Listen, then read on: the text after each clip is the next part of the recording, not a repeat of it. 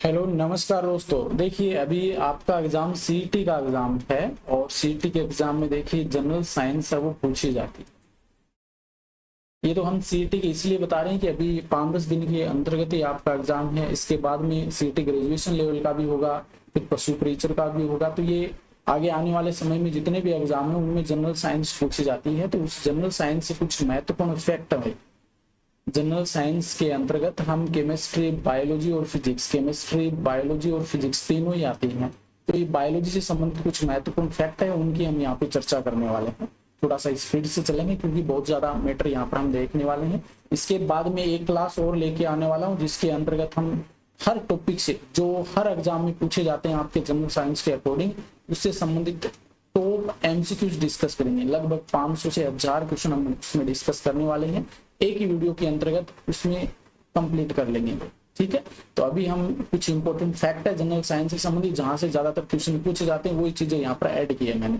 देखिए कोशिका से संबंधित स्मरणीय महत्वपूर्ण तथ्य जिसमें बात करें तो कोशिका जो होती है इसको जीवन की संरचनात्मक एवं क्रियात्मक इकाई कहलाती है। जितने भी कार्य होते हैं वो कोशिका के अंतर्गत ही होते हैं। सीधा का क्वेश्चन पूछा जाता है सीधा का सीधा कि किसी भी जीव की संरचनात्मक एवं क्रियात्मक इकाई क्या होती है? कोशिका होती है। कोशिकाओं से मिलकर जीव का निर्माण होता है। अब क्वेश्चन आता है भाई कोशिका की खोज किसने की थी? तो रॉबर्ट हुक के द्वारा कोशिका की खोज की गई। रॉबर्ट हुक नामक एक साइंटिस्ट थे जिन्होंने कोशिका की खोज की थी। यहाँ से आपके 2-3 क्वेश्चन और बन जाते हैं, वो भी डिस्कस कर लेता हूँ। कोशिका के अध्ययन को कोशिका विज्ञान कहते हैं। कोशिका विज्ञान कहा जाता है कोशिका के अध्ययन को, ठीक है ना। और कोशिका विज्ञान जो होता है इसको हम साइटोलॉजी कहते हैं भाई। अंग्रेजी में बात करें तो साइटोलॉजी कहते हैं। वेरी वेरी इंपॉर्टेंट है। कोशिका की खोजकर्ता की बात आई तो रॉबर्ट हुक ने सबसे पहले कोशिका को खोज की थी। और रॉबर्ट हुक ने जो कोशिका की खोज की थी ना, तो ये किसमें की थी? पूरक कोशिका की खोज की थी। और वो भी किस प्रकार की कोशिका थी भाई? मृत कोशिका की खोज है वो रॉबर्ट हुक के द्वारा की गई थी। अब क्वेश्चन ये बन जाता है भाई कोशिका विज्ञान का जनक किसे कहते हैं? तो आप याद रखें ना भाई, इसका जो जनक होगा ना वो रॉबर्ट हुक हो जाएगा। रॉबर्ट हुक हो जाएगा भाई इसका जनक। अब क्वेश्चन ये आता है कि भाई रॉबर्ट हुक ने मृत कोशिका की खोज की थी, जीवित कोशिका की खोज किसने की थी? तो याद रखें ना भाई, जीवित जो सेल्स है या कोशिका है इसकी खोज एंटोनी वॉन ल्यूवेनहॉक के द्वारा की गई थी। ल्यूवेनहॉक नामक एक साइंटिस्ट थे जिनकी द्वारा एंटोनी वॉन ल्यूवेनहॉक ने जीवित कोशिका की खोज की थी। भाई याद रखना, वेरी वेरी इंपॉर्टेंट। कोशिका सिद्धांत का प्रतिपादन किसके द्वारा किया गया था? Cell theory. तो इसका प्रतिपादन मैथियास लिडेन और थियोडर श्वान के द्वारा किया। मैथियास लिडेन और थियोडर श्वान के द्वारा कोशिका सिद्धांत का प्रतिपादन किया गया था। देखिए आगे, सबसे छोटी कोशिका। सबसे छोटी कोशिका कई बार ऐसा क्वेश्चन पूछा जाता है तो याद रख लेना माइकोप्लाज्मा। बस इतना याद रख लेना, माइकोप्लाज्मा जो है ये सबसे छोटी कोशिका मानी जाती है। अगर पूरा नाम पूछेंगे ना तो ये हो जाएगी माइकोप्लाज्मा गैलीसेप्टिकम। ये नामक जीवाणु है। ये सबसे छोटी कोशिका मानी जाती है। इसको हम प्लूरोनिमोनिया लाइक ऑर्गेनिज्म भी कहते हैं भाई, यानी कि पीपीएलओ भी कहा जाता है। सबसे छोटी कोशिका होती है माइकोप्लाज्मा। और माइकोप्लाज्मा में भाई सेल वॉल नहीं पाए जाते, कोशिका भित्ति नहीं होती है। और इस कारण से माइकोप्लाज्मा को क्या कहते हैं भाई? पादप जगत का जोकर कहा जाता है। पादप जगत का जोकर कहते हैं। अपने आकार में परिवर्तन करता रहता है, इस कारण पादप जगत का जोकर कहते हैं। बहुत ज्यादा महत्वपूर्ण क्वेश्चन है। अब सबसे छोटी कोशिका के बाद में क्वेश्चन आता है सबसे बड़ी कोशिका कौन सी होगी? सबसे बड़ी कोशिका, सबसे बड़ी कोशिका याद रखें ना भाई, शुतुरमुर्ग का जो अंडा होता है ना, ऑस्ट्रिच, ऑस्ट्रिच का जो अंडा होता है वो सबसे बड़ी कोशिका होती है। और इस ऑस्ट्रिच को ऊंट पक्षी भी कहते हैं भाई। ऊंट पक्षी कहा जाता है, बहुत बड़ा पक्षी होता है, याद रखे ना। ये सबसे लंबी कोशिका पूछे तो सबसे लंबी कोशिका हमारे शरीर में पाए जाने वाली तंत्रिका कोशिका हो जाएगी। वेरी वेरी इंपॉर्टेंट है भाई।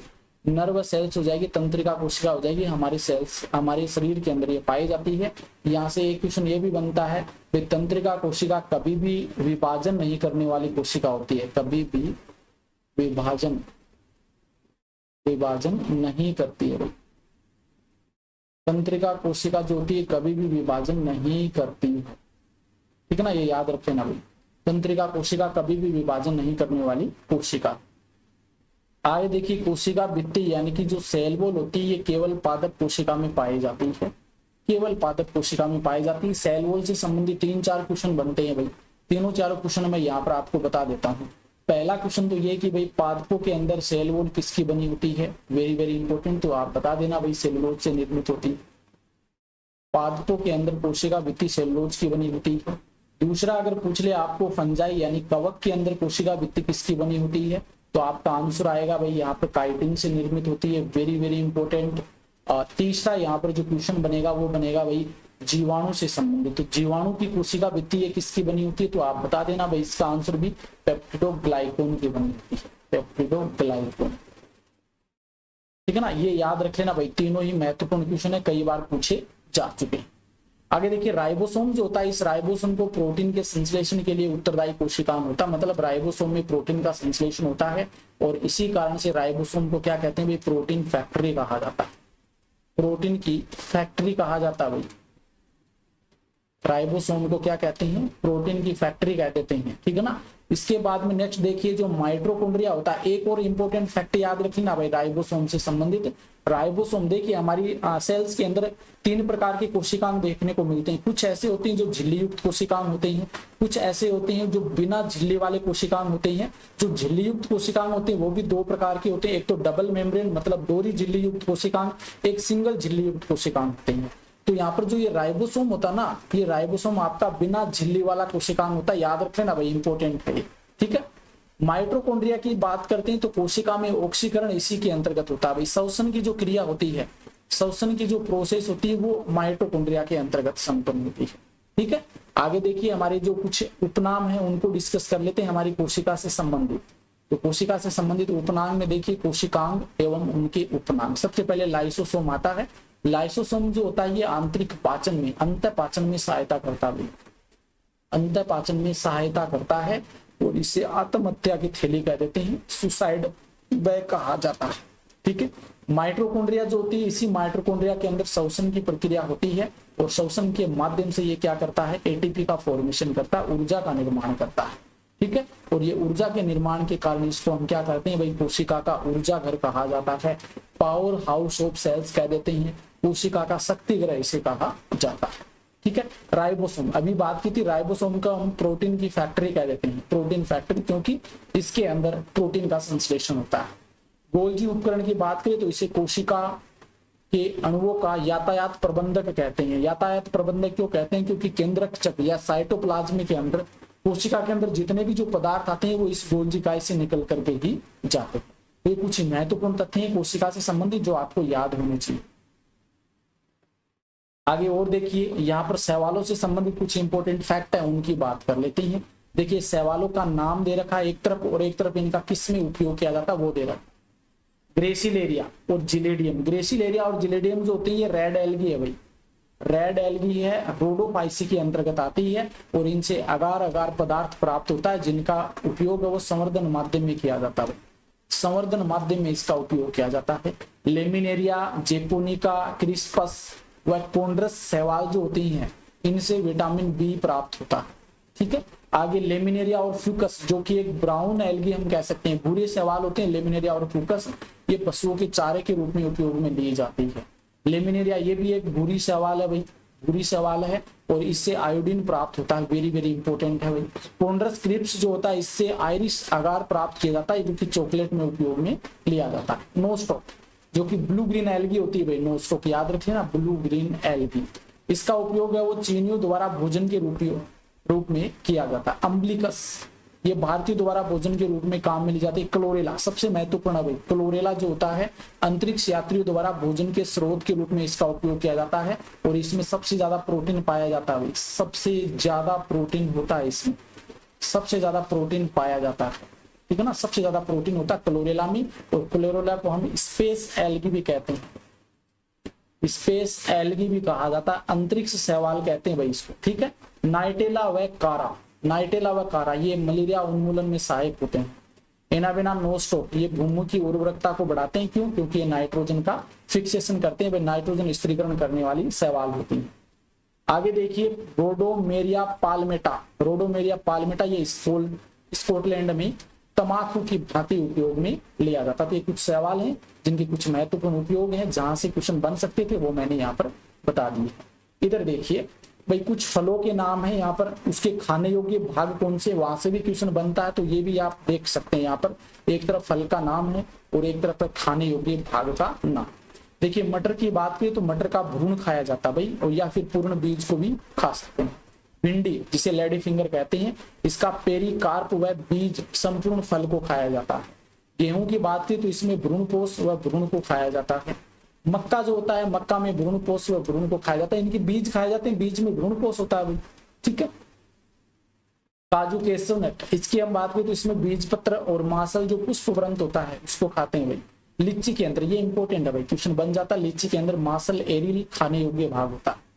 सिंगाड़ा वाटर केसनट, तो इसमें बीज पत्रों को खाया जाता है सिंगाड़ा के अंतर्गत। इमली की बात करते हैं तो इमली के अंदर हम देख टेमेराइंड कह देते हैं, और इसमें मध्य फलवित्ती खाई जाती है। नारंगी जो ऑरेंज होता है, इसके अंदर एक उसके रोम अंतवित्ती के रसदार भाग, आपने देखा होगा नारंगी या ऑरेंज संतरा जो होता है उसमें रोम होते हैं, रसदार रोम, उनको खाया जाता है। सेब की बात करें तो मासल पुष्पासन जो होता है वो खाया जाता है, ये एक प्रकार का कूट फल होता है भाई, कूट फल होता है, सत्य फल नहीं होता, पुष्पासन से इस फल का निर्माण होता है। नाशपाती की हम बात करें पियर्स, ये भी आपका मासल पुष्पासन होता है भाई, मासल पुष्पासन होता है। खीरा कुकुम्बर मध्य फलवित्ती व अंत फलवित्ती खाई जाती है इसकी। खरबूजे की हम बात करें मस्त मेलन, तो मध्य फलवित्ती व अंत फलवित्ती खाई जाती है खरबूजे के अंदर।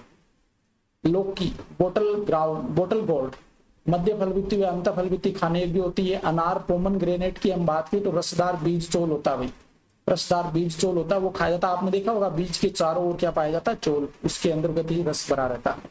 मूंगफली ग्राउंड नट की हम बात करें तो इसमें भ्रूण व बीज पत्र खाए जाते हैं। नारियल कोकोनट भ्रूणपोष है वो खाने योग्य होता है भाई इसका। नारियल के अंदर आप देखते हैं अंदर की ओर जो एक तो पानी भरा रहता है और एक जो चिटकी होती है वो खाने योग्य होती है, वो भ्रूणपोष के अंतर्गत ही आती है।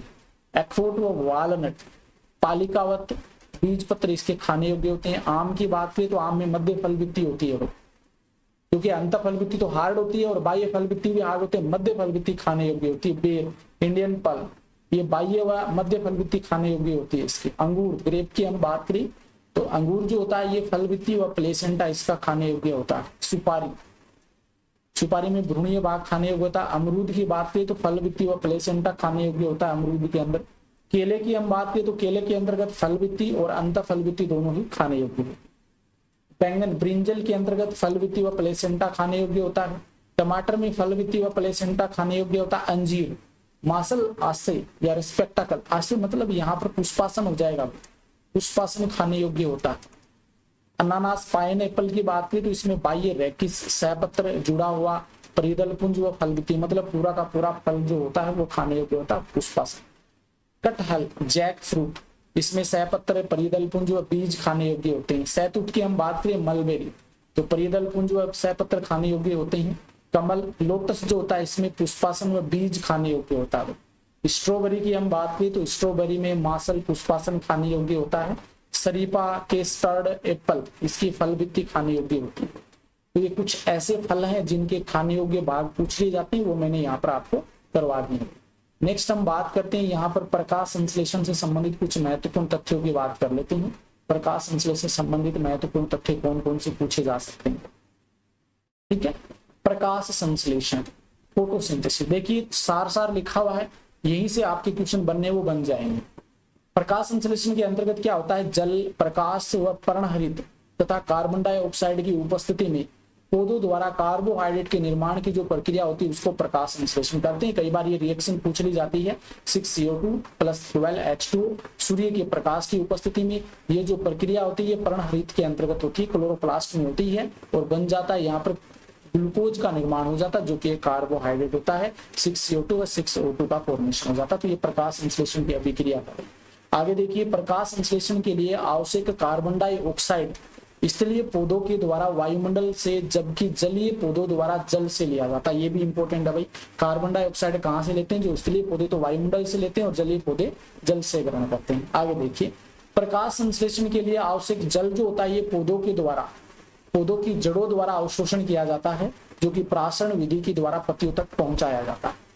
पत्तियों में उपस्थित वर्णक क्लोरोफिल होता है भाई, जो इसके रंग हरा तथा यदि जेंथोफिल होता है तो रंग लाल होता है। देखिए पत्तियों का जो हरा रंग होता है वो क्लोरोफिल के कारण होता है, ठीक है। पर्णहरित मुख्यतः हरित लवक होता है, क्लोरोप्लास्ट में पाया जाता है। पर्णहरित वेरी वेरी इंपॉर्टेंट है। क्लोरोप्लास्ट जो होता है दोहरी झिल्ली युक्त कोशिका में, उसमें हरित लवक पाया जाता है, ठीक है। प्रकाश क्लोरोप्लास्ट को क्या कहते हैं भाई, क्लोरोप्लास्ट को कोशिका का रसोई घर कहते हैं। क्लोरोप्लास्ट को कोशिका का रसोई घर कहा जाता है क्योंकि भोजन का निर्माण होता है इसमें। प्रकाश संश्लेषण की क्रिया हरित लवक के ग्रेना में संपन्न होती है। वेरी वेरी इंपॉर्टेंट है भाई। क्लोरोप्लास्ट में दो भाग होते हैं, एक तो ग्रेना होता है और एक स्ट्रोमा होता है। तो आप याद रख लेना भाई, ग्रेना जो होता है उसमें तो प्रकाशिक अभिक्रिया होती है, यानी कि प्रकाश की उपस्थिति में होने वाली अभिक्रिया क्या हो जाएगी भाई, प्रकाशिक अभिक्रिया। तो वो ग्रेना में संपन्न होती है। और पूछ ले कि अप्रकाशिक अभिक्रिया कहाँ होती है, तो अप्रकाशिक अभिक्रिया आपकी संपन्न होती है स्ट्रोमा के अंतर्गत। ठीक है, आगे देखिए, ये देखिए ग्रेना और स्ट्रोमा पीठिका कहते हैं, दोनों ही भाग होते हैं। क्लोरोफिल के केंद्र में मैग्नीशियम उपस्थित होता है, ये भी इंपॉर्टेंट है, कई बार पूछ ली जाती है भाई क्लोरोफिल में कौन सी धातु पाई जाती है, तो मैग्नीशियम धातु होती है। प्रकाश संश्लेषण की दर लाल रंग के प्रकाश में सर्वाधिक होती है। वेरी वेरी इंपॉर्टेंट है भाई, ये भी पूछ लिया जाता है कि सर्वाधिक प्रकाश संश्लेषण की दर किस प्रकाश में होती है, तो लाल रंग के प्रकाश में होती है, और बैंगनी रंग के प्रकाश में न्यूनतम दर होती है। ठीक है, प्रकाश संश्लेषण एक अपचयन व उपचयन प्रकार की अभिक्रिया होता है। अपचयन उपचयन मतलब रेडॉक्स अभिक्रिया होती है भाई, प्रकाश संश्लेषण रेडॉक्स अभिक्रिया होती है। ठीक है, इसमें जल का अपचयन ऑक्सीजन में तथा कार्बन डाइऑक्साइड का अपचयन ग्लूकोज में होता है। क्वेश्चन पूछ लिया जाता है भाई ऑक्सीजन किससे प्राप्त होती है, तो आप याद रख लेना ऑक्सीजन जल से प्राप्त होती है। कार्बन डाइऑक्साइड से क्या बनता है भाई, तो कार्बन डाइऑक्साइड, ये ऐसे कर लीजिए भाई, थोड़ा सा उल्टा कर लीजिए कि जल से ऑक्सीजन प्राप्त होती है, कार्बन डाइऑक्साइड है, इससे ग्लूकोज बनता है।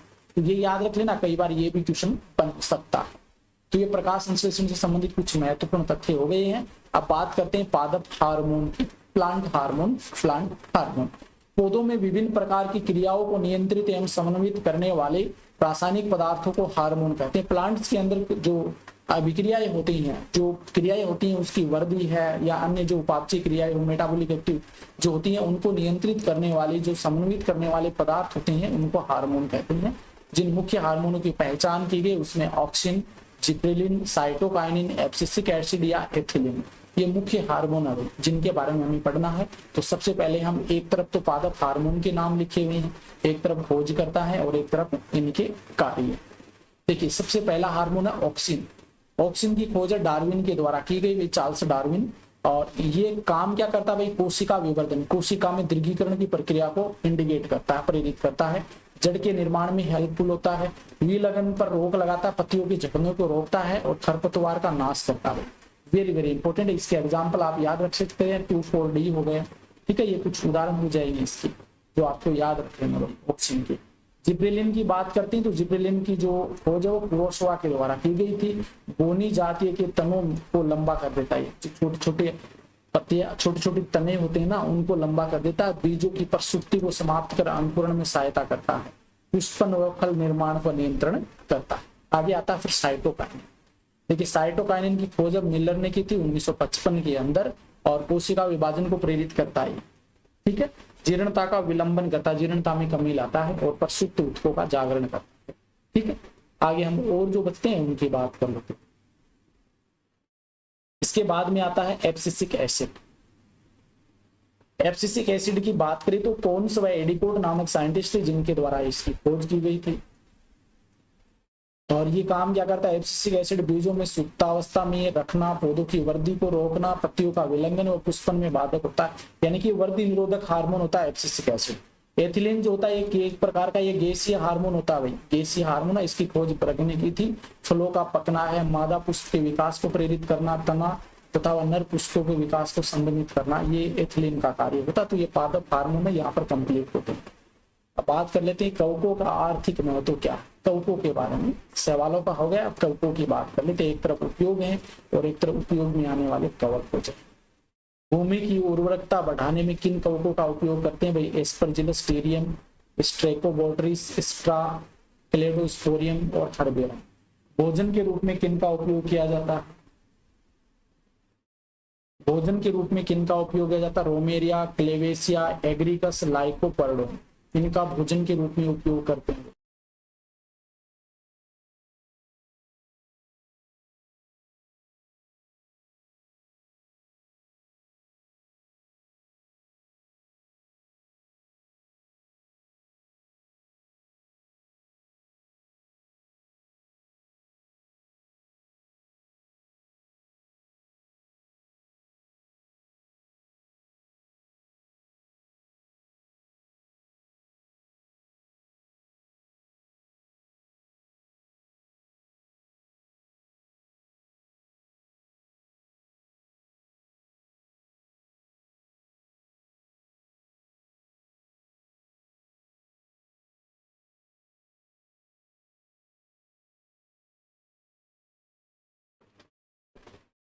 भोजन के रूप में हो गया। अब नाइट्रोजन स्थिरीकरण में किन कवकों का उपयोग करते हैं भाई, यहाँ पर रोडोक्लोरोला याद रख लेना, रोडोक्लोरोला इंपॉर्टेंट है भाई। शराब उद्योग में या शराब के निर्माण में किन का उपयोग करते हैं, इस्ट व अन्य कवकों का उपयोग किया जाता है। यहाँ पर सेकेरोमाइसिस भी लिखा हुआ मिल सकता है, सेकेरोमाइसिस। ओके। पनीर बनाने में देखिए पेनिसिलियम रोक्यूफ्लोराई जो कवक है इनका उपयोग करते हैं पनीर बनाने में, ठीक है। फ्यूमेरिक अम्ल के निर्माण में राइजोप्स का उपयोग किया जाता है। साइट्रिक अम्ल के लिए एस्परजिलस नाइगर। और बेकरी उद्योग में केक वगैरह इनके निर्माण में, डबल रोटी केक है इनके निर्माण में ईस्ट खमीर का उपयोग किया जाता है। वर्णकों के निर्माण में मोनोस्कस का उपयोग किया जाता है। हार्मोन जो जिब्रेलिन हार्मोन जो होता है उसका निर्माण है जिब्रेलिन फ्यूजिकोराई से होता है, ठीक है। तो कुछ इंपॉर्टेंट प्रयोग हो गए इसके उपयोग। कवकों से जो प्रतिजैविक एंटीबायोटिक्स प्राप्त होती हैं उनकी बात कर लेते हैं। यहाँ पर कवकों से कौन कौन से एंटीबायोटिक्स प्राप्त होते हैं, देखिए एक तरफ कवकों के नाम है, दूसरी तरफ प्राप्त होने वाले प्रतिजैविक है। Trichoderma gliotoxin, Penicillium notatum penicillin, Penicillium क्लेवोमोर्फी clavicin, Penicillium puberulum puberulic acid, Penicillium citrinum citrinin, Penicillium griseofulvin, या ग्रेसियोफुल्विन नामक एंटीबायोटिक प्राप्त होता है। आगे देखिए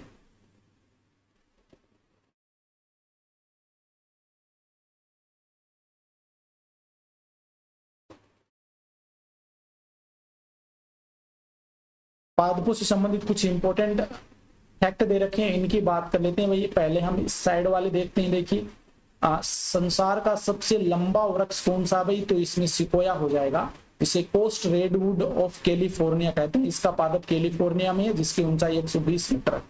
संसार का सबसे बड़ा आवर्तबीजी पादप पूछे एंजियोस्पर्म प्लांट, तो वो यूकेलिप्टस यानी कि सफेदा हो जाएगा, सफेदा। ओके। संसार का सबसे बड़ी पत्ती वाला पादप वो विक्टोरिया रेंजिया हो जाएगा जो भारत के पश्चिम बंगाल में जलीय पादप है, ठीक है ना। ऐसे क्वेश्चन पूछे जाते हैं भाई बहुत बार। विश्व का सबसे बड़ा फल कौन सा हो जाएगा, तो लोडोसिया या डबल कोकोनट कहते हैं, ये भारत के केरल में पाया जाता है। सबसे बड़ा पुष्प जो होता है ये रेफलेशिया का होता है। इसका व्यास 1 मीटर होता है, भार 8 से 10 किलोग्राम होता है। इसमें सड़े मांस की दुर्गंध आती है। रेफलेशिया सबसे बड़ा पुष्प होता है। सबसे बड़ा बीजांड पूछे तो वो साइकस का हो जाएगा, सबसे बड़ा बीजांड साइकस का। सबसे छोटा आवर्तबीजी पादप, सबसे छोटा आवर्तबीजी पादप लेमना हो जाएगा, एक जलीय पादप है। और सबसे छोटा बीज जो पादप का होता है वो आर्किड का होता है। सबसे छोटा पुष्प पूछे तो वो गुल्फिया का हो जाएगा, इसका व्यास मात्र 0.1 mm होता है। सबसे छोटा गुणसूत्र शैवालों के अंदर देखने को मिलता है भाई। और सबसे अधिक गुणसूत्र वाला पादप कौन सा हो जाएगा, तो वो हो जाएगा ओफियोग्लोसम, जो कि एक फरन होती है। इसमें 1266 गुणसूत्र पाए जाते हैं। वेरी वेरी इंपॉर्टेंट है भाई। सबसे कम गुणसूत्र वाला पादप अगर पूछे तो वो हेप्लोपेपस ग्रेसिलस हो जाएगा। देखिए सबसे छोटा गुणसूत्र तो शैवाल में, सबसे अधिक गुणसूत्र वाला ओफियोग्लोसम, सबसे कम गुणसूत्र वाला पादप हेप्लोपेपस ग्रेसिलस। सबसे छोटा नगनबीजी पादप, नगनबीजी मतलब जिम्नोस्पर्म, तो ये जेमिया पाइजेमिया हो जाएगा, ठीक है। सबसे छोटी कोशिका माइकोप्लाज्मा गैलीसेप्टिकम, पीपीएलओ जिसे हम कहते हैं। आगे देखिए भाई, सबसे हल्की कास्ट वाला पादप कौन सा होगा, तो ओक्रामा लेगोपस हो जाएगा। सबसे भारी कास्ट वाला पौधा हो जाएगा हार्डविचिया वाइनेका। तो कुछ पादप से संबंधित कुछ इंपॉर्टेंट फैक्ट हैं जो आपको याद रखने होंगे। अब जीवाणु से संबंधित कुछ महत्वपूर्ण तथ्य हैं, उनकी बात कर लेते हैं भाई। एक तरफ प्रक्रिया व उपयोग दे रखे हैं, एक तरफ जीवाणु के नाम दे रखे हैं। दूध से दही का निर्माण, दूध से दही का बनना, तो इसमें बैक्टीरियम जो होगा वो लैक्टिसाई एसिडाई हो जाएगा। लैक्टोबैसिलस भी हो सकता है, या लैक्टिसाई एसिडाई भी लिखा हुआ मिल सकता है। छाछ या मट्ठे का बनना, तो ये स्ट्रेप्टोकोकस लैक्टिस हो जाएगा। पनीर का निर्माण, तो पनीर के निर्माण के लिए लैक्टोबैसिलस लैक्टिस व स्ट्रेप्टोकोकस क्रीमोरिस हो जाएगा, ठीक है।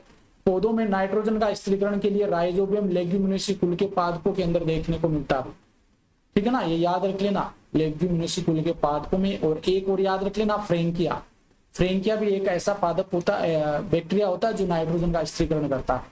सिरका निर्माण के अंदर एसिटोबैक्टर एसिटाई हो जाएगा। भोजन का विषाक्तीकरण क्लोस्ट्रीडियम बोटुलिनम, सबसे घातक विषाक्तता उत्पन्न करता है क्लोस्ट्रीडियम बोटुलिनम। और विनाइट्रीकरण में बेसिलस माइक्रोबेसिलस, ये इसके उदाहरण हो जाएंगे, ठीक है। आगे जीवधारियों से संबंधित कुछ महत्वपूर्ण तथ्य देखिए। जीवों से संबंधित क्वेश्चन पूछ रहा जाता है कि सबसे बड़ा स्तनधारी कौन सा भाई, तो सबसे बड़ा स्तनधारी नीली व्हेल हो जाएगी। बैलेनोपटेरा मस्कुलस साइंटिफिक नेम है भाई इसका, और इसका आकार 35 मीटर होता है और भार हो जाएगा 209 टन होता है वजन।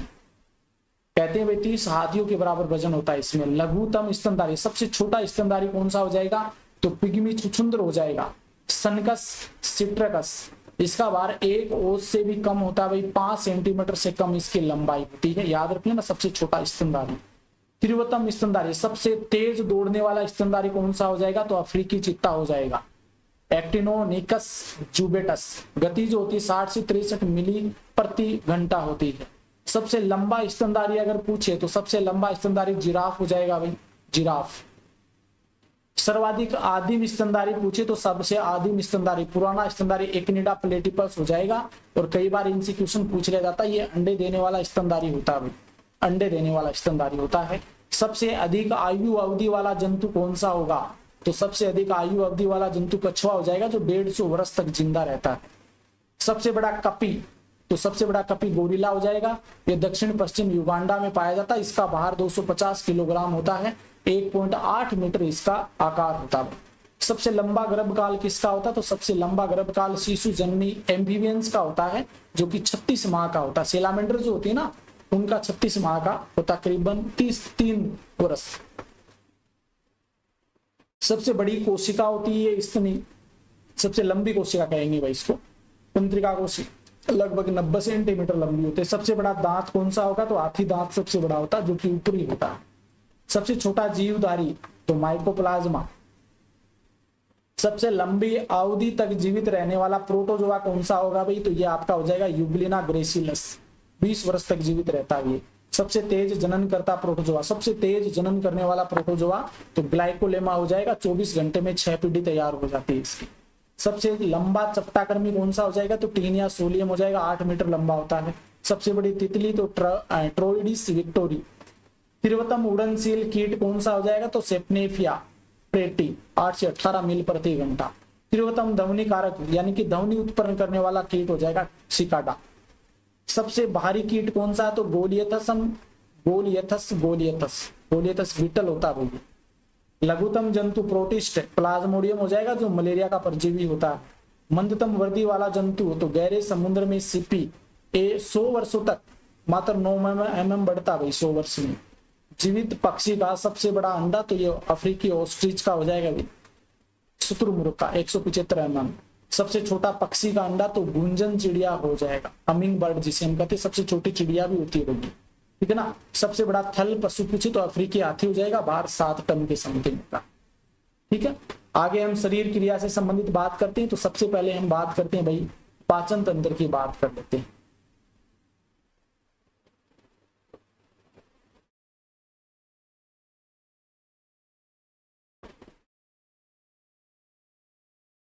सबसे पहले हम डाइजेस्टिव सिस्टम की बात करते हैं। तो डाइजेस्टिव सिस्टम देखिए, पाचन तंत्र। तो मनुष्य में पाचन की क्रिया मुख से लेकर के छोटी आंत तक होती है, ठीक है। मनुष्य में 32 दांत पाए जाते हैं, जिनमें 8 करंतक होते हैं, इंसाइजर्स, 4 रदनक होते हैं, केनाइंस, 8 अग्र चर्वणक होते हैं और 12 चर्वणक होते हैं भाई, ठीक है ना। इसका फॉर्मूला जरूर याद रख लेना भाई, PM।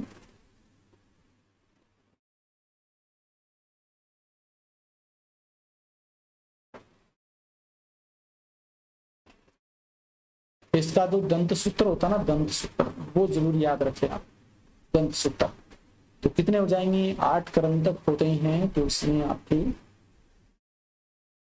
21-23 यही होते हैं क्या,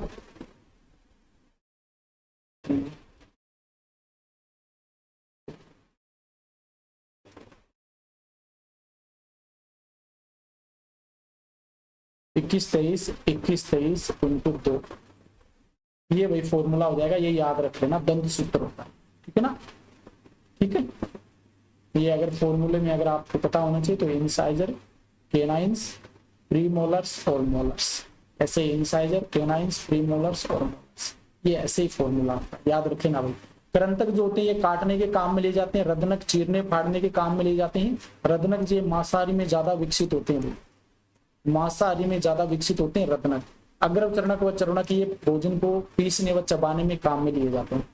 दांतों के ऊपर इनेमल नामक एक परत पाई जाती है, जो शरीर का सबसे कठोरतम भाग होता है। ये क्वेश्चन कई बार पूछा गया है, शरीर का सबसे कठोरतम भाग इनेमल हो जाएगा। मनुष्य के मुख में लार ग्रंथियां पाई जाती है भाई, जिनमें पाचक एंजाइम का स्रावण होता है, और इसमें एक एंजाइम होता है एमाइलेज, जिसे टाइनिन कहते हैं। तो मनुष्य की जो लार होती है ना, लार, इस लार के अंदर दो एंजाइम होते हैं, एक तो टाइलिन हो जाएगा, टाइलिन, ये टाइलिन क्या करता है, कार्बोहाइड्रेट का पाचन करता है भाई, और दूसरा हो जाएगा भाई लाइसोजाइम। टाइलिन को एमाइलेज कहते हैं, ठीक है ना, टाइलिन को एमाइलेज कहा जाता है, दूसरा लाइसोजाइम हो जाएगा। ये लाइसोजाइम जो होता है ये बैक्टीरिया को नष्ट करने का काम करता है, ठीक है, याद रख लेना भाई। जीभ की सतह पर छोटे छोटे उभार पाए जाते हैं जो स्वादांकुर कहलाते हैं भाई, और जीभ के अग्र भाग जो होता है ये मीठे स्वाद का अनुभव करवाता है, पीछे का भाग है ये कड़वे स्वाद का अनुभव करवाता है, और बगल का जो साइड का भाग होता है वो खट्टे स्वाद का अनुभव करवाता है। ये भी कई बार पूछ लिया जाता है। लार वस्तुतः एंजाइम होते हैं भाई जो प्रकृति में अम्लीय होते हैं, और इनका पीएच 6.8 होता है। लार का जो पीएच होता है 6.8 होता है। मनुष्य में प्रतिदिन लगभग 1.5 मीटर लार है वो सिक्रेट की जाती है, जहां पर जो एक तो टाइलिन एंजाइम जिसे एमाइलेज भी कहते हैं, ये मांड यानी कि माल्टोज का मांड यानी कि स्टार्च का पाचन करता है, स्टार्च का, और स्टार्च को माल्टोज में बदल देता है, ठीक है। यह माल्टोज है, ये माल्टोज को माल्टेज एंजाइम होता है जो आगे पाया जाता है छोटी आंत के अंदर, वो माल्टेज को ग्लूकोज में बदलने का कार्य करता है, ये आगे आएगा, ठीक है ना। लार से सना हुआ चिकना जो भोजन होता है वो मुख गुहा से ग्रास नली ईसोफेगस में जाता है, और ये जब ईसोफेगस में जाता है तो उस समय इसको हम क्या कहते हैं भाई, निवाला कहते हैं, निवाला कहते हैं, या इसको हम बात करें तो इसको क्या कह देंगे भाई,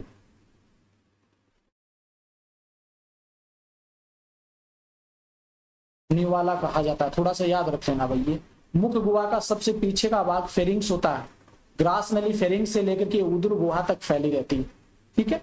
ये थोड़ा सा ध्यान में रख लेना भाई, हर चीज इंपॉर्टेंट है यहाँ पर।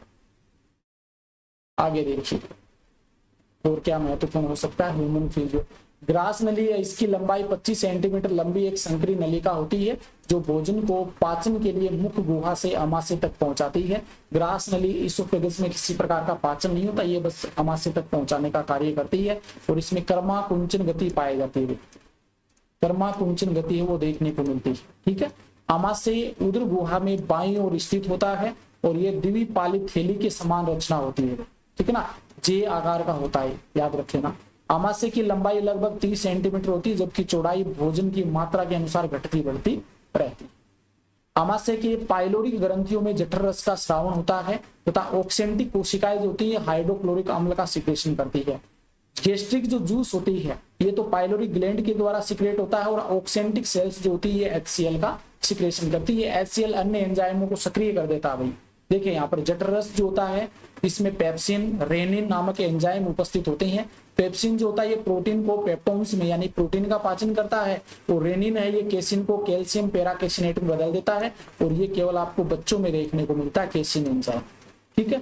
हाइड्रोक्लोरिक अम्ल जो होता है ये HCl अम्ल जो होता है ये भोजन को अम्लीय बना करके टाइलिन के प्रभाव को समाप्त कर देता है, यानी कि अम्लीय माध्यम में ही पेप्सिन और रेनिन एक्टिव रहते हैं, और ये टाइलिन जो होता है ये डीएक्टिव हो जाता है भाई, क्योंकि लार का जो पीएच होता है, लार का जो होता है ये क्षारीय माध्यम होता है भाई लार के, ये याद रख लेना।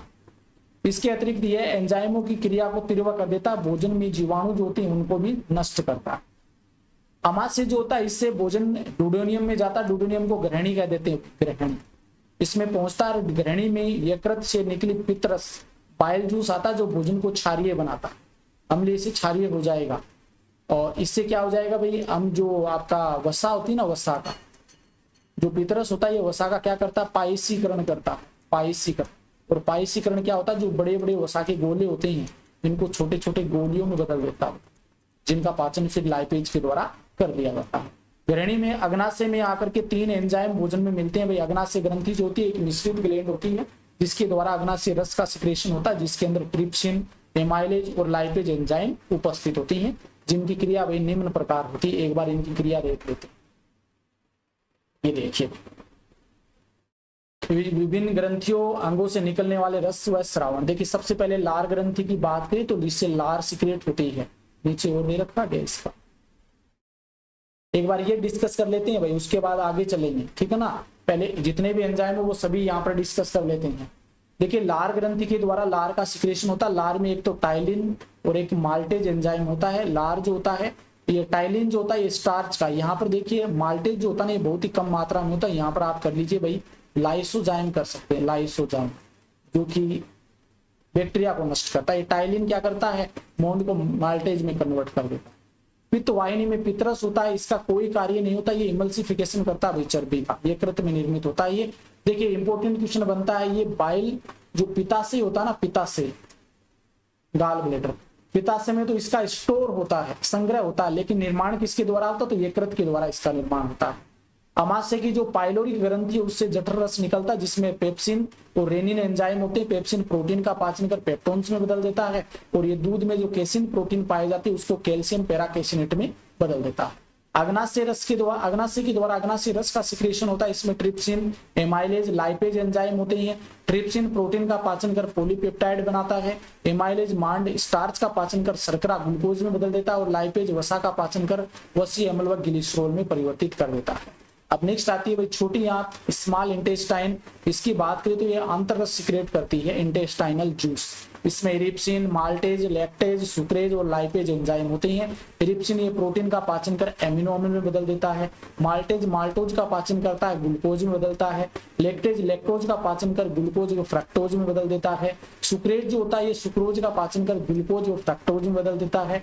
लाइपेज वसा का पाचन करता है, वसीय अम्ल व ग्लिसरॉल में बदल देता है। और इस प्रकार से कंप्लीट पाचन की क्रिया हो जाती है। एक बार थ्योरेटिकल पोर्शन और देख लेते हैं भाई, यहाँ पर दिख तो रहा है ना, कोई समस्या नहीं होनी चाहिए, दिखने में किसी प्रकार की समस्या नहीं होनी चाहिए। देखिए ट्रिप्सिन ये प्रोटीन व पेप्टोन्स को पॉलीपेप्टाइड में बदल देता है। एमाइलेज जो होता है ये मंड को घुलनशील शर्करा में, लाइपेज होता है ये इमल्सिफाइड जो वसा होती है उसको ग्लिसरॉल व फैटी एसिड में बदल देता है। कहने का मतलब ट्रिप्सिन प्रोटीन का पाचन, एमाइलेज कार्बोहाइड्रेट का पाचन, और लाइपेज जो होता है ये वसा का पाचन करता है। ग्रहणी में भोजन, ग्रहणी के बाद भोजन जो होता है ये छोटी आंत में प्रवेश कर जाता है, इलियम वगैरह में चला जाता है। छोटी आंत की दीवारों में रसांकुर पाए जाते हैं भाई, इंटेस्टाइनल विली पाई जाती है जो अवशोषक की सतह की वृद्धि कर देती है, मतलब अवशोषणीय सतह का क्षेत्रफल बढ़ा देती है, और इस कारण से क्या कर देता है, अवशोषण का मात्रा बढ़ जाती है। छोटी आंत की दीवारों में आंतरिक रस निकलता है, और यह प्रकृति में क्षारीय होता है, और स्वस्थ मनुष्य में प्रतिदिन लगभग 2 लीटर इंटेस्टाइनल या आंतरिक रस निकलता है। आंतरिक रस में इरिप्सिन, माल्टेज, सुक्रेज, लैक्टेज व लाइपेज एंजाइम पाए जाते हैं। इरिप्सिन प्रोटीन का पाचन कर पेप्टोन्स, प्रोटीन व पेप्टोन्स को अमीनो अम्ल में बदल देता है। माल्टेज माल्टोज को ग्लूकोज में बदल देता है। सुक्रेज जो होता है ये सुक्रोज को ग्लूकोज व फ्रक्टोज में बदल देता है। लैक्टेज ये लैक्टोज को ग्लूकोज में बदल देता है व ग्लैक्टोज में बदलता है, और लाइपेज वसा को ग्लिसरॉल व फैटी एसिड में बदल देता है। ये इनका कार्य होता है, ठीक है ना। आगे हम अवशोषण की बात कर लेते हैं, ये आगे ये बाद में देख लेंगे, इस साइड वाला बाद में देख लेंगे। ये तो पाचन कंप्लीट होता है। अब अवशोषण किस प्रकार से होगा भाई, पचा हुआ जो भोजन होता है जिसे हम कायम कहते हैं। देखिए एक तो कहलाता है बोलस, जो भोजन का पाचन मुख में हो जाता है ना, मुख में कार्बोहाइड्रेट का पाचन हो जाता है, तो जो लसलसा पदार्थ बनता है भोजन में लार घुलित होने के बाद उसे हम बोलस कह देते हैं। बोलस अमाशय में आता है। अमाशय में पाचन होने के बाद भोजन कहलाता है कायम, ठीक है, कायम कहलाता है। और छोटी आंत में भोजन का पाचन होने के बाद भोजन कायल कहलाता है। ये कई बार ये भी पूछ ले जाते हैं, ये मुख गुहा में पाचन के बाद, ये अमाशय में पाचन के बाद, ये छोटी आंत में पाचन के बाद। तो पचे हुए भोजन का कायम का रक्त में पहुंचने की जो क्रिया होती है वो अवशोषण कहलाता है। पचे भोजन का अवशोषण जो होता है ये छोटी आंत में रसांकुर के द्वारा होता है। भाई छोटी आंत में होता है पाचन की अवशोषण की क्रिया जो होती है वो। स्वांगीकरण एसिमिलेशन, तो अवशोषित भोजन शरीर में उपयोग में लाया जाना स्वांगीकरण कहलाता है। अब भोजन की क्या कर लिया, जो चीज आवश्यक थी उसका हमने अवशोषण कर लिया, अब उसका उपयोग में लेना है। तो अपचा भोजन जो होता है ये तो बड़ी आंत से होता हुआ जीवाणुओं से मल में बदल देता है, और मल गुदा के से निकलने की क्रिया को मल त्याग कह देते हैं, गुदा के द्वारा बाहर निकाल दिया जाता है, ठीक है ना। और जो उपयोगी पदार्थ होता है वो काम में ले लिया जाता है। अब कुछ ग्रंथियां भी होती हैं भाई, पाचन कार्य में शामिल होने वाले जो प्रमुख अंग हैं उनके बारे में पता कर लेते हैं। ये तो पाचन की क्रिया कंप्लीट हो गई। अब यकृत की बात करते हैं, तो यकृत जो होता है ये 105 से 2 किलोग्राम वजन होता है इसका। यकृत मानव शरीर की सबसे बड़ी ग्रंथि है, ये इंपॉर्टेंट है, कई बार पूछा गया है। ये प्रोटीन के उपापचय में सक्रिय भूमिका निभाता है, प्रोटीन के उपापचय में सक्रिय भूमिका निभाता है। प्रोटीन के विघटन के परिणाम स्वरूप निकले विषैले अमोनिया को यह यूरिया में बदल देता है। अमोनिया को यूरिया में बदलने का काम कौन करता है, ये करता है। और ये बदलने की जो क्रिया होती है इसको ऑर्निथिन साइकिल कहते हैं भाई, ऑर्निथिन साइकिल कहा जाता है। साइकिल या चक्कर कह देते हैं, ओर्निथिन चक्कर कह देते हैं। रक्त के ग्लूकोज को ग्लाइकोजन में परिवर्तित करते हैं भाई, ग्लाइकोजेनेसिस की क्रिया करते हैं। ग्लूकोज की आवश्यकता होने पर ग्लाइकोजन को ग्लूकोज में बदल देते हैं। कहने का मतलब अगर ब्लड में ग्लूकोज की मात्रा बढ़ जाती है तो उसको ग्लाइकोजन में बदलने का कार्य करते हैं और इस प्रोसेस को ग्लाइकोजेनेसिस कहते हैं। अगर मान लीजिए ब्लड हमारी जो रक्त या ब्लड होता है उसमें ग्लूकोज की कमी आ जाती है, तब ये क्या करेगा, जो स्टोर होता है ग्लाइकोजन, उस स्टोर ग्लाइकोजन को ग्लूकोज में बदलने का काम करेगा और इस प्रोसेस को हम ग्लाइकोजेनोलाइसिस कह देते हैं। ठीक है। भोजन में वसा की कमी होने पर कार्बोहाइड्रेट के कुछ भाग का वसा में परिवर्तित कर देता है भाई। रक्त का थक्का बनाने में मदद करने वाले जो प्रोटीन फाइब्रिनोजन कह देते हैं सामान्यतः, फाइब्रिनोजन, और एक होती है प्रोथ्रोम्बिन। इनका जो निर्माण होता है, एक हिपेरिन भी याद रखना। ये जो दोनों प्रोटीन है ऊपर वाली, ये तो थक्का जमाने में सहायता करती है, जब चोट वगैरह लग जाती है तो ब्लड का थक्का जमाने में सहायता करती है, फाइब्रिनोजन और प्रोथ्रोम्बिन प्रोटीन जो होती है। और ये जो निर्माण है इनका यकृत के द्वारा ही किया जाता है। एक होता है हिपेरिन। हिपेरिन जो होता है ये हमारी ब्लड वेसल्स के अंदर ब्लड को जमने से रोकता है, एंटीकोगुलेंट पदार्थ होता है ये, और इसका सिक्रेशन भी आपके यकृत के द्वारा ही होता है। पित्तरस का स्रावण जो होता है ये यकृत में, पित्तरस का जो निर्माण होता है, बाइल जूस का निर्माण यकृत में होता है, लेकिन स्टोर आपका पित्ताशय में होता है। तो ये यकृत के बारे में कुछ महत्वपूर्ण बातें हो गई। आगे हम पित्ताशय की बात करते हैं। पित्ताशय की बात करते हैं, गाल ब्लैडर कहते हैं भाई इसको। ये नाशपति के आकार की थैली जैसी संरचना होती है, नाशपति के आकार की थैली जैसी संरचना होती है। इसमें यकृत से निकलने वाला पित्त जमा रहता है, यकृत से पित्त निकल करके इस पित्ताशय के अंदर जमा हो जाता है। प्रतिवर्ती क्रिया रिफ्लेक्स एक्शन के द्वारा पित्ताशय से पित्त ग्रहणी में गिरता है, ये हम बात कर चुके हैं। पित्त का रंग है ये पीला हरा होता है, प्रकृति क्षारीय होती है और इसका पीएच जो होता है वो 7.7 होता है। और पित्त में विटामिन ए, डी और ई के होते हैं, वसा में घुलनशील विटामिन होते हैं, ये पित्त के अंदर पाए जाते हैं, इनका संश्लेषण यहाँ पर होता है। पित्त में 2 वर्णक भी देखने को मिलते हैं, एक तो बिलीरुबिन होता है, याद रखें ना भाई, बिलीरुबिन और बिलीविरुबिन, बिलीविरिडिन, ये 2 वर्णक होते हैं भाई, मुख्य रूप से आप याद रखें। ओके, आगे देखिए।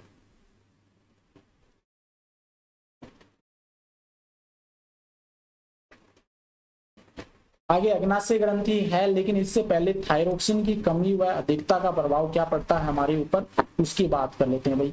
थायरोक्सिन की कमी से जड़ वामनता रोग हो जाता है भाई, बच्चों का मानसिक व शारीरिक विकास अवरुद्ध हो जाता है। ठीक है। एक मिक्सिडिमा रोग हो जाता है, इसमें यौना अवस्था में होने वाला रोग है, इसमें उपापचय भली भांति से नहीं हो पाता है। एक होता है हाइपोथायरॉयडिज्म। हाइपोथायरॉयडिज्म में क्या हो जाएगा, सामान्य जनन कार्य संभव नहीं हो पाता भाई, ये थायरोक्सिन हार्मोन की कमी से होता है। और एक घेंगा डिजीज हो जाती है, जो थायराइड ग्रंथि के आकार में अत्यंत वृद्धि से होता है, गला सूज जाता है, ये आयोडीन की कमी से होती है भाई। आयोडीन की कमी से होने वाला रोग है गोइटर डिजीज या घेंगा रोग होता है, ये थायरोक्सिन हार्मोन की कमी से होता है, क्योंकि आयोडीन की उपस्थिति में थायरोक्सिन हार्मोन का संश्लेषण होता है। थायरोक्सिन की अधिकता, ये तो कमी से होता है भाई, अधिकता से क्या होगा, तो अधिकता से कारण क्या हो जाएगा, टॉक्सिक गोइटर बन जाएगा, हृदय गति तीव्र हो जाती है, रक्तचाप बढ़ जाएगा, श्वसन दर तीव्र हो जाएगी, एवं हेक्सोपथेलिज्म गोइटर डिजीज हो जाएगी। इसमें नेत्र फूल करके नेत्र कोटक से बाहर आ जाते हैं, तो ये थायरोक्सिन के अतिस्रावन से होने वाले रोग है, ये भी याद रख लेना, कई बार यहाँ से भी क्वेश्चन बन जाता है। अब अग्नाशय ग्रंथि की बात करते हैं। अग्नाशय का पाचन तंत्र में क्या महत्वपूर्ण रोल है भाई, ये यकृत के बाद मानव शरीर की दूसरी सबसे बड़ी ग्रंथि है भाई, और ये मिश्रित ग्रंथि हम कह सकते हैं, क्योंकि ये अंतःस्रावी और बहिःस्रावी के रूप में कार्य करती है। अंतःस्रावी के रूप में हार्मोन का सिक्रेशन करती है, हार्मोन निकलती है, और बहिःस्रावी के अंदर एंजाइम का सिक्रेशन करती है। अंतःस्रावी की बात करें तो 2 हार्मोन निकलते हैं, एक तो बीटा एल्फा कोशिका, एक बीटा कोशिकाएं होती है। एल्फा ग्लूकागोन हार्मोन का सिक्रेशन करती है, ग्लूकागोन और बीटा के द्वारा इंसुलिन हार्मोन सिक्रेट होता है, इंसुलिन हार्मोन, ये याद रख लेना। और एंजाइम की हम बात कर चुके हैं भाई, अग्नाशय रस निकलता है जिसमें जो एंजाइम होते हैं उनकी बात कर चुके हैं, प्रकृति में क्षारीय होता है। अब देखिए अग्नाशय की अंतर्गत हम बात करें तो इसमें 2 प्रकार की सेल्स देखने को मिलती है, एक तो लैंगरहैंस की दीपिकाएं होती हैं, वो पाई जाती है इसी के अंदर, अग्नाशय ग्रंथि के अंतर्गत ही लैंगरहैंस की दीपिकाएं। और एक जो सेल्स होती है उनको हम क्या कहते हैं भाई, अभी बता देंगे। एक बार हम लैंगरहैंस की दीपिका के बारे में पढ़ लेते हैं। इनकी खोज लैंगरहैंस के द्वारा की गई थी। अग्नाशय का एक भाग होता है ये, इसमें एल्फा, बीटा और गामा कोशिकाएं पाई जाती है। एल्फा के द्वारा ग्लूकागोन हार्मोन सिक्रेट होता है, बीटा के द्वारा इंसुलिन हार्मोन सिक्रेट होता है, और गामा के द्वारा सोमेटोस्टेटिन हार्मोन निकलता है। ठीक है, इंसुलिन जो होता है ये ग्लूकोज से ग्लाइकोजन बनाने की क्रिया का नियंत्रण करता है। ठीक है, देखिए इंसुलिन और एक ग्लूकागोन, ये एक दूसरे के विपरीत कार्य करते हैं भाई। इंसुलिन क्या करता है, जो ग्लूकोज होता है इसको ग्लाइकोजन में बदल देता है, और ग्लूकागोन जो होता है ये ग्लाइकोजन को ग्लूकोज में बदल देता है। ये दोनों ही इंपॉर्टेंट। ठीक है, इंसुलिन के अल्प स्रावन से क्या हो जाएगा, मधुमेह डिजीज हो जाती है, या अति स्रावन से क्या हो जाएगा, हाइपोग्लाइसीमिया नामक बीमारी हो जाती है। ये भी ध्यान में रखिए। ठीक है, लैंगरहेंस की दीपिकाएं और एक होती है एसिनाई कोशिकाएं। ये जो एसिनाई कोशिकाएं होती है ना, ये एंजाइम सिक्रेट करती है, बहिस्राव के रूप में कार्य करती है। अब बात करते हैं ब्लड की, बात करते हैं भाई, ये पाचन तंत्र कंप्लीट होता है, ब्लड की बात कर लेते हैं। रुधिर एक तरल संयोजी ऊतक आता है, blood connective fluid connective tissue होता है भाई। एक स्वस्थ मनुष्य के शरीर की हम बात करें तो उसका जो रुधिर लगभग 5 से 6 लीटर पाया जाता है, यानी कि पूरे शरीर का लगभग 7% ब्लड होता है। रुधिर स्वाद में नमकीन होता है भाई, कुछ क्षारीय होता है, और जिसका इसका पीएच हम बात करें, देखिए मात्रा तो हो जाएगी 5 से 6 लीटर। ठीक है, और इनका पीएच पूछे तो 7.4 हो जाएगा। ठीक है, इसमें एक रंगीन हीमोग्लोबिन पाया जाता है भाई, और इसी के कारण इनका रंग कैसा होता है, लाल होता है, और लगभग 91% इनमें जल पाया जाता है। वेरी वेरी इंपॉर्टेंट है भाई, 91%। 2 भाग होते हैं इसके, 2 भाग होते हैं, एक तो प्लाज्मा होता है और एक होता है आपका रुधिराणु, ब्लड कॉर्पसल्स। प्लाज्मा के अंतर्गत पूरा का पूरा तरल भाग आ जाएगा, और ये जो होता है ये ठोस भाग होता है भाई। तो ठोस भाग में जितनी भी आपकी कोशिकाएं होती है ना, WBC, RBC और प्लेटलेट्स, वो आपके इसके अंतर्गत आ जाती है। प्लाज्मा जो होता है, ये प्लाज्मा आपके रुधिर का लगभग 60% भाग बनाता है भाई। ये 55 से 60 होता है, याद रख लेना, आपको ज्यादातर 55 ही लिखा हुआ मिलेगा, जबकि जो ठोस भाग होता है ये 40 से 45% भाग होता है, ज्यादातर 45 लिखा हुआ मिलेगा। तो प्लाज्मा रुधिर का 60% भाग बनाता है। प्लाज्मा में लगभग 90% जल होता है, और शेष भाग में कई प्रकार के कार्बनिक और अकार्बनिक पदार्थ पाए जाते हैं, जिसमें आपको प्रोटीन देखने को मिल सकती है, कार्बोहाइड्रेट देखने को मिल सकता है, कार्बोहाइड्रेट है, वसा देखने को मिल सकती है, हार्मोन पाए जा सकते हैं भाई, और भी अन्य अपशिष्ट पदार्थ वो देखने को मिल सकते हैं, कार्बनिक और अकार्बनिक पदार्थों में। रुधिर का निर्माण इंपॉर्टेंट है भैया, रुधिर का निर्माण जो होता है ये मेसोडर्म से होता है। ठीक है, रुधिराणु रुधिर का शेष लगभग 40 से 45% भाग बनाती है। इसमें लाल रुधिर कणिकाएं लगभग 100%, ये 100 तो नहीं मान सकते, 99% यही होती है लाल रुधिर कणिकाएं। श्वेत रुधिर कणिकाएं, व्हाइट ब्लड कॉर्पसल्स, प्लेटलेट्स शामिल होती है। ठीक है ना, इनके बारे में आगे दे रखा, क्या नहीं दे रखा, तो वैसे चलो दे रखा, आगे हम बात करेंगे इसकी। अगर RBC WBC के बीच की हम बात करें तो इनका अनुपात होता है 600:1। कैसे, अगर RBC आपकी 600 कोशिका होगी तो एक आपके WBC मिलेगी। ठीक है ना, तो RBC की संख्या बहुत ज्यादा होती है रेड ब्लड कॉर्पसल्स की। अब बात कर लेते हैं इनकी। ये देखिए दोनों ही यहाँ पे दे रखी है, दोनों के बारे में हम साथ साथ पढ़ते हैं, दिख तो रहा ना, कोई समस्या नहीं होनी चाहिए भाई। ओके, देखिए लाल रुधिर कणिकाएं, इसे हम RBC भी कह देते हैं, और इसको हम इरिथ्रोसाइट भी कहते हैं भाई, इरिथ्रोसाइट भी कहा, इरिथ्रोसाइट। ओके, तो लाल रुधिर कणिकाओं में हीमोग्लोबिन पाया जाता है। हीमोग्लोबिन एक प्रकार की प्रोटीन होती है। लाल रुधिर कणिकाओं का निर्माण अस्थि मज्जा में होता है। लाल रुधिर कणिकाओं की औसत आयु जो होती है 120 दिन होता है, जीवन काल पूछे तो 120 दिन। महिलाओं में RBC की जो संख्या होती है प्रति घनमन 45 लाख होती है, जबकि पुरुष में लगभग थोड़ी सी ज्यादा हो जाएगी, 50 लाख हो जाएगी। गर्भस्थ शिशु में लाल रुधिर कणिकाओं का निर्माण यकृत व प्लीहा में होता है, ये इंपॉर्टेंट है। गर्भस्थ शिशु के अंदर यकृत व प्लीहा के अंदर लाल रुधिर कणिकाओं का निर्माण होता है। प्लीहा को हम RBC का कब्रिस्तान कहते हैं भाई, RBC का कब्रिस्तान कहा जाता है प्लीहा को। ठीक है ना, याद रख लेना। और RBC ये जो ब्लड बैंक है, अगर क्वेश्चन पूछ ले कि ब्लड बैंक किसे कहते हैं भाई, ब्लड बैंक किसे कहते हैं, तो ब्लड बैंक भी प्लीहा को ही कहा जाता है, पिंडी को ही कहते हैं, स्प्लेन को ही कहते हैं। देखिए लाल रुधिर कणिकाओं में केंद्रक अब्सेंट होता है भाई, सामान्यतः वो परिपक्व है जो लाल रुधिर कणिकाएं होती है ना, उनमें केंद्रक नहीं पाया जाता है। लेकिन जो 2 स्तनधारी, एक तो ऊंट और लामा, याद रख लेना, कई बार पूछा गया है। ऊंट व लामा के अंदर RBC के अंदर केंद्रक पाया जाता है भाई, इंपॉर्टेंट है ये। ऊंट व लामा के अंदर RBC के अंदर केंद्रक पाया जाता है। सबसे छोटी जो लाल रुधिर कणिका होती है RBC होती है, वो मृग नहीं, यानी कि मृग के अंदर पाया जाता है। और मृग कौन सा होता है, मृग भी कौन सा होता है, कस्तूरी मृग बोलते हैं इसको। कस्तूरी मृग कहते हैं भाई। इस कस्तूरी मृग में सबसे छोटी आरबीसी पाई जाती है, जबकि सबसे बड़ी आरबीसी पूछे तो ये आपके एम्फीबियंस में देखने को मिलती है, सैलामेंडर में, एम्फियूमा जिसे हम कहते हैं, एम्फियूमा। एम्फियूमा कहा जाता है भाई। सैलामेंडर होता है, सैलामेंडर मतलब एम्फीबियंस होता है जिसमें सबसे बड़ी आरबीसी होती है। याद रख लेना, सबसे छोटी कस्तूरी मृग में, सबसे छोटी सबसे बड़ी एम्फियोमा के अंदर। लाल रुधिर कणिकाओं का सामान्य से कम होना रक्त अल्पता या एनीमिया रोग कहलाता है भाई। और आरबीसी के लिए सबसे जो महत्वपूर्ण एंजाइम होते हैं, विटामिन होते हैं, वो भी याद रख लेना।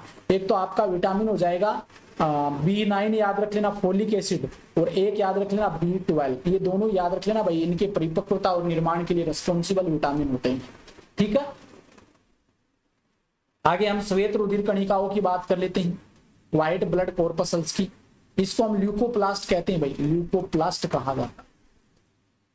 ओके, श्वेत रुधिर कणिकाओं की संख्या वो प्रति घनमम 5 से 9,000 तक होती है। ठीक है, श्वेत रुधिर कणिकाओं को ल्यूकोसाइट भी कहते हैं। श्वेत रुधिर कणिकाओं का निर्माण अस्थि मज्जा में होता है। देखिए अस्थि मज्जा में होता है, लेकिन जो परिपक्वन होता है, परिपक्वन अगर पूछे तो वो आपका थाइमस ग्रंथि में हो जाएगा, थाइमस ग्रंथि में हो जाएगा। ये दो प्रकार की होती है, एक तो टी लिम्फोसाइट और एक आपकी बी लिम्फोसाइट। जो टी लिम्फोसाइट है उसका परिपक्वन थाइमस ग्रंथि में होता है। श्वेत रुधिर कणिकाएं शरीर में प्रतिरक्षा जो तंत्र होता है उसमें महत्वपूर्ण रोल अदा करती है, यानी कि शरीर को रोगों से बचाती है। श्वेत रुधिर कणिकाओं की औसत आयु 2 से 6 दिन होती है और श्वेत रुधिर कणिकाओं में केंद्रक पाया जाता है। श्वेत रुधिर कणिकाओं को शरीर का सिपाही कहा जाता है। श्वेत रुधिर कणिकाएं 5 प्रकार की होती हैं। आगे देखिए इनके बारे में दे रखा तो हम बता देंगे, वैसे 5 आपसे पूछा नहीं जाता है, सिर्फ याद रख लेना ऐसे ही। श्वेत रुधिर कणिकाओं में लिम्फोसाइट कणिकाएं है वो पाई जाती है। तो ये आपकी व्हाइट ब्लड कॉर्पसल्स हो गई। तो कुछ इंपॉर्टेंट बातें और हैं ब्लड के बारे में, वो डिस्कस कर लेते हैं।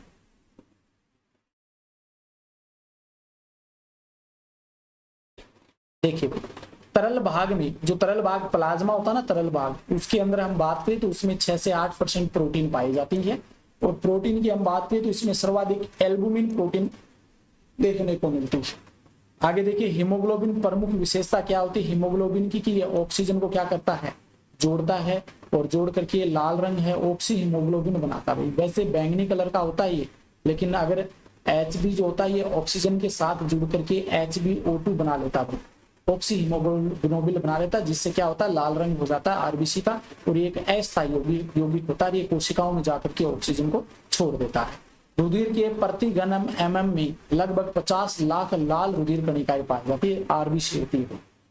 प्लीहा को शरीर का ब्लड बैंक कहते हैं, रुधिर बैंक कहा जाता है। लिम्फोसाइट जो कणिकाएं होती है ये एंटीबॉडी का निर्माण करती है, वेरी वेरी इंपॉर्टेंट। एक बार बनी एंटीबॉडी जीवन भर नष्ट नहीं होती है, और ये हर बार क्या करती है, हमारे शरीर को बचाने का काम करती है। एड्स का वायरस लिम्फोसाइट को प्रभावित करता है भाई, एड्स का वायरस लिम्फोसाइट को प्रभावित करता है। लिम्फोसाइट की कुल संख्या की हम बात करें तो 20 से 40% तक होती है लिम्फोसाइट। श्वेत रुधिर कणिकाओं का अपने सामान्य से कम बनना ल्यूकेमिया रोग कहलाता है, जिसे ब्लड कैंसर कहते हैं। ये इंपॉर्टेंट है भाई, अगर आरबीसी का है, अगर संख्या में वृद्धि हो जाए या कम हो जाए तो इसको हम ल्यूकेमिया कह देंगे, जो कि एक प्रकार का ब्लड कैंसर है।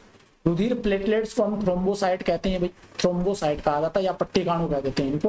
प्लेटलेट्स कणिकाओं का निर्माण अस्थि मज्जा की कुछ बड़ी केंद्रक युक्त कोशिकाओं के टूटने से होता है भाई, कोशिकाओं के क्षतिग्रस्त होने से इनका निर्माण होता है, प्लेटलेट्स का निर्माण। रुधिर में प्लेटलेट्स की मात्रा प्रति घनमम 2 से 5 लाख तक होती है। अगर किसी को डेंगू हो जाए ना, डेंगू, तो इन प्लेटलेट्स की संख्या में क्या हो जाती है, कमी हो जाती है। ठीक है, याद रखें ना, प्लेटलेट्स केवल स्तनधारी वर्ग में ही पाई जाती है। ये भी इंपॉर्टेंट है भाई, क्वेश्चन बन सकता है। प्लेटलेट्स केवल स्तनधारी वर्ग में ही देखने को मिलती है। प्लेटलेट्स की औसत आयु जो होती है 2 घंटे से लेकर के 6 दिन तक होती है। प्लेटलेट्स का मुख्य कार्य शरीर के कट जाने पर रुधिर बहाव को रोकना, यानी कि थक्का जमाने में सहायता करती है। शरीर की मात्रा का कम न होने पाए, यानी कि ब्लड कम न हो पाए शरीर के अंदर से, तो ये थक्का जमाने में सहायता करती है। प्लेटलेट्स की कमी रुधिर का थक्का आसानी से नहीं बन पाता। अगर प्लेट्स की कमी हो जाती तो रुधिर का थक्का नहीं बन पाता। डेंगू व चिकनगुनिया जैसे रोग हो जाए तो वहां पर प्लेटलेट्स की कणिकाओं में तेजी से गिरावट आती है। रुधिर का जो तापमान होता है उसका 4 डिग्री सेंटीग्रेड बनाने का काम ही रुधिर का ही होता है। रुधिर है वो टेम्परेचर बनाए रखने का काम करता है। यदि रुधिर कणिकाओं को निकाल दिया जाए तो रुधिर प्लाज्मा को अधिक दिनों तक प्रयोग में लाया जा सकता है। पुरुषों में 100 मिलियन हीमोग्लोबिन प्रति 15 ग्राम ऑक्सीजन में पाया जाता है भाई, 100 मिलियन प्रति 15 ग्राम हीमोग्लोबिन देखने को मिलता है। प्रति 15 ग्राम ऑक्सीजन के साथ में परिवहन करता है भाई, मतलब पुरुष के अंदर 100 ml हीमोग्लोबिन होगा तो 15 ग्राम ऑक्सीजन का परिवहन होगा, जबकि स्त्रियों के अंदर ये 13 ग्राम ऑक्सीजन का परिवहन करेगा। क्योंकि कारण क्या है भाई, जो हीमोग्लोबिन होता है इसमें 2 तो अल्फा श्रृंखला होती है, 2 बीटा श्रृंखला होती है, तो दोनों मिलकर के 4 आपके ऑक्सीजन के अणुओं का परिवहन करता है। ठीक है, यदि रुधिर प्लाज्मा में फाइब्रिनोजन प्रोटीन निकाल दिया जाए तो शेष भाग सीरम कहलाता है, यानी कि ब्लड क्लोटिंग करने वाली प्रोटीन को हम बाहर निकाल दें तो क्या होगा भाई, पीछे का भाग सीरम कहलाए। रुधिर का अध्ययन जो होता है ये हेमेटोलॉजी कहलाता है। एक स्वस्थ मनुष्य में एक स्वस्थ मनुष्य के अंदर एक बार में 450 ml रुधिर दान किया जा सकता है, जिसे 1 यूनिट कहा जाता है। भाई 1 यूनिट में कितना होता है, 450 ml होता है। कई बार ये क्वेश्चन पूछ लिया जाता है, 450 ml रक्त होता है 1 यूनिट में। रुधिर दान करने का अंतराल लगभग 3 माह का होता है। शिरा अशुद्ध रुधिर का सेवन करती है, परिवहन करती है, जबकि फुफ्फुस शिरा जो होती है पल्मोनरी वेन, ये एक अकेली शिरा होती है जो शुद्ध रुधिर का परिवहन करती है। याद रख लेना भाई, सामान्यतः जो शिराएं होती है ना, शिराएं ये क्या करती है, अशुद्ध रुधिर का परिवहन करती है, लेकिन शिराओं में एक अपवाद होता है जिसे हम फुफ्फुस शिरा कहते हैं, फुफ्फुस शिरा कहा जाता है। ये जो फुफ्फुस शिरा होती है ना, ये फुफ्फुस शिरा क्या करती है, शुद्ध रुधिर का परिवहन करती है, और ये क्या करती है, फेफड़ों से नहीं, यानी कि ये जो होती है ये हृदय से जो रुधिर होती है ये फुफ्फुस तक पहुंचाती है, फेफड़े तक पहुंचाती है, फुफ्फुस तक पहुंचाने का कार्य करती है। सामान्यतः जो शिराएं होती है रुधिर को हृदय की ओर लेकर के आती है, जबकि जो फुफ्फुस शिरा होती है हृदय से दूर लेके जाती है। शिराओं में कपाट अनुपस्थित होते हैं, वे कपाट नहीं पाए जाते हैं। शिराएं रुधिर को हृदय तक, शिराओं में कपाट उपस्थित होते हैं, नहीं उपस्थित होते हैं। शिराएं रुधिर को हृदय से, शरीर से हृदय की ओर लेके आती है, यानी कि बॉडी के विभिन्न अंगों से लेकर के हृदय की ओर रुधिर को लाने का कार्य करती है। सबसे बड़ी शिरा जो होती है इंफीरियर वेना कवा हो जाएगी, निचली महाशिरा हो जाएगी। ऐसा रुधिर जिसमें ऑक्सीजन अब्सेंट होता है उसे अशुद्ध रुधिर कहते हैं। रुधिर जो होता है ये फेफड़ों में शुद्ध होता है, फेफड़ों में शुद्धिकरण होता है इसका। अब धमनी की बात करते हैं, धमनी हमेशा शुद्ध रुधिर का परिवहन करती है। देखिए धमनी भी याद रख लेना, धमनी या आर्टरी जो होती है ये शुद्ध रुधिर का परिवहन करती है, लेकिन याद रख लेना भाई फुफ्फुसीय धमनी जो होती है, फुफ्फुसीय धमनी जो होती है ये फुफ्फुसीय धमनी क्या करती है, अशुद्ध रुधिर का परिवहन करती है, अशुद्ध रुधिर का।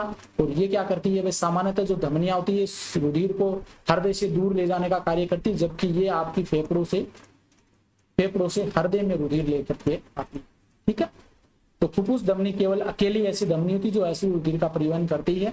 धमनियां रुधिर को हृदय से पूरे शरीर में ले जाती है। धमनी में कपाट नहीं पाए जाती है, इसमें कपाट होते हैं भाई, शिरा में कपाट होते हैं, धमनी में कपाट नहीं होते। हृदय का एक बार सिकुड़ना और एक बार फैलना, सिस्टोल और डायस्टोल मिलकर के एक धड़कन बनती है, और एक हृदय चक्र होता है, ये कार्डियक साइकिल कहलाता है।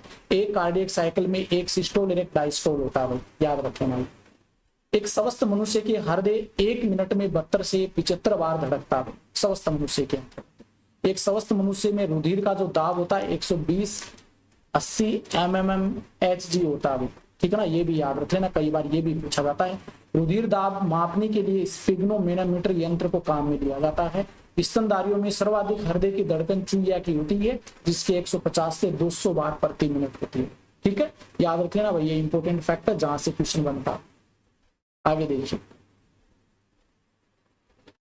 सर्वाधिक हृदय की जो धड़कन होती है ये घरेलू गोरिया में होती है, जिसकी 600 से 700 बार। सबसे कम हृदय की धड़कन नीली व्हेल की होती है, जो 6 से 7 बार प्रति मिनट धड़कन होती है। हृदय का जो अध्ययन होता है इसे कार्डियोलॉजी कहते हैं, और कार्डियोलॉजी शाखा के अंतर्गत हृदय का अध्ययन किया जाता है।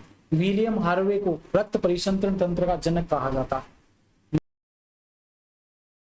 सर्वाधिक हृदय धड़कन जो होता है ये घरेलू गोरिया के अंदर देखने को मिलती है, 600 से 700 बार पर मिनट होती है।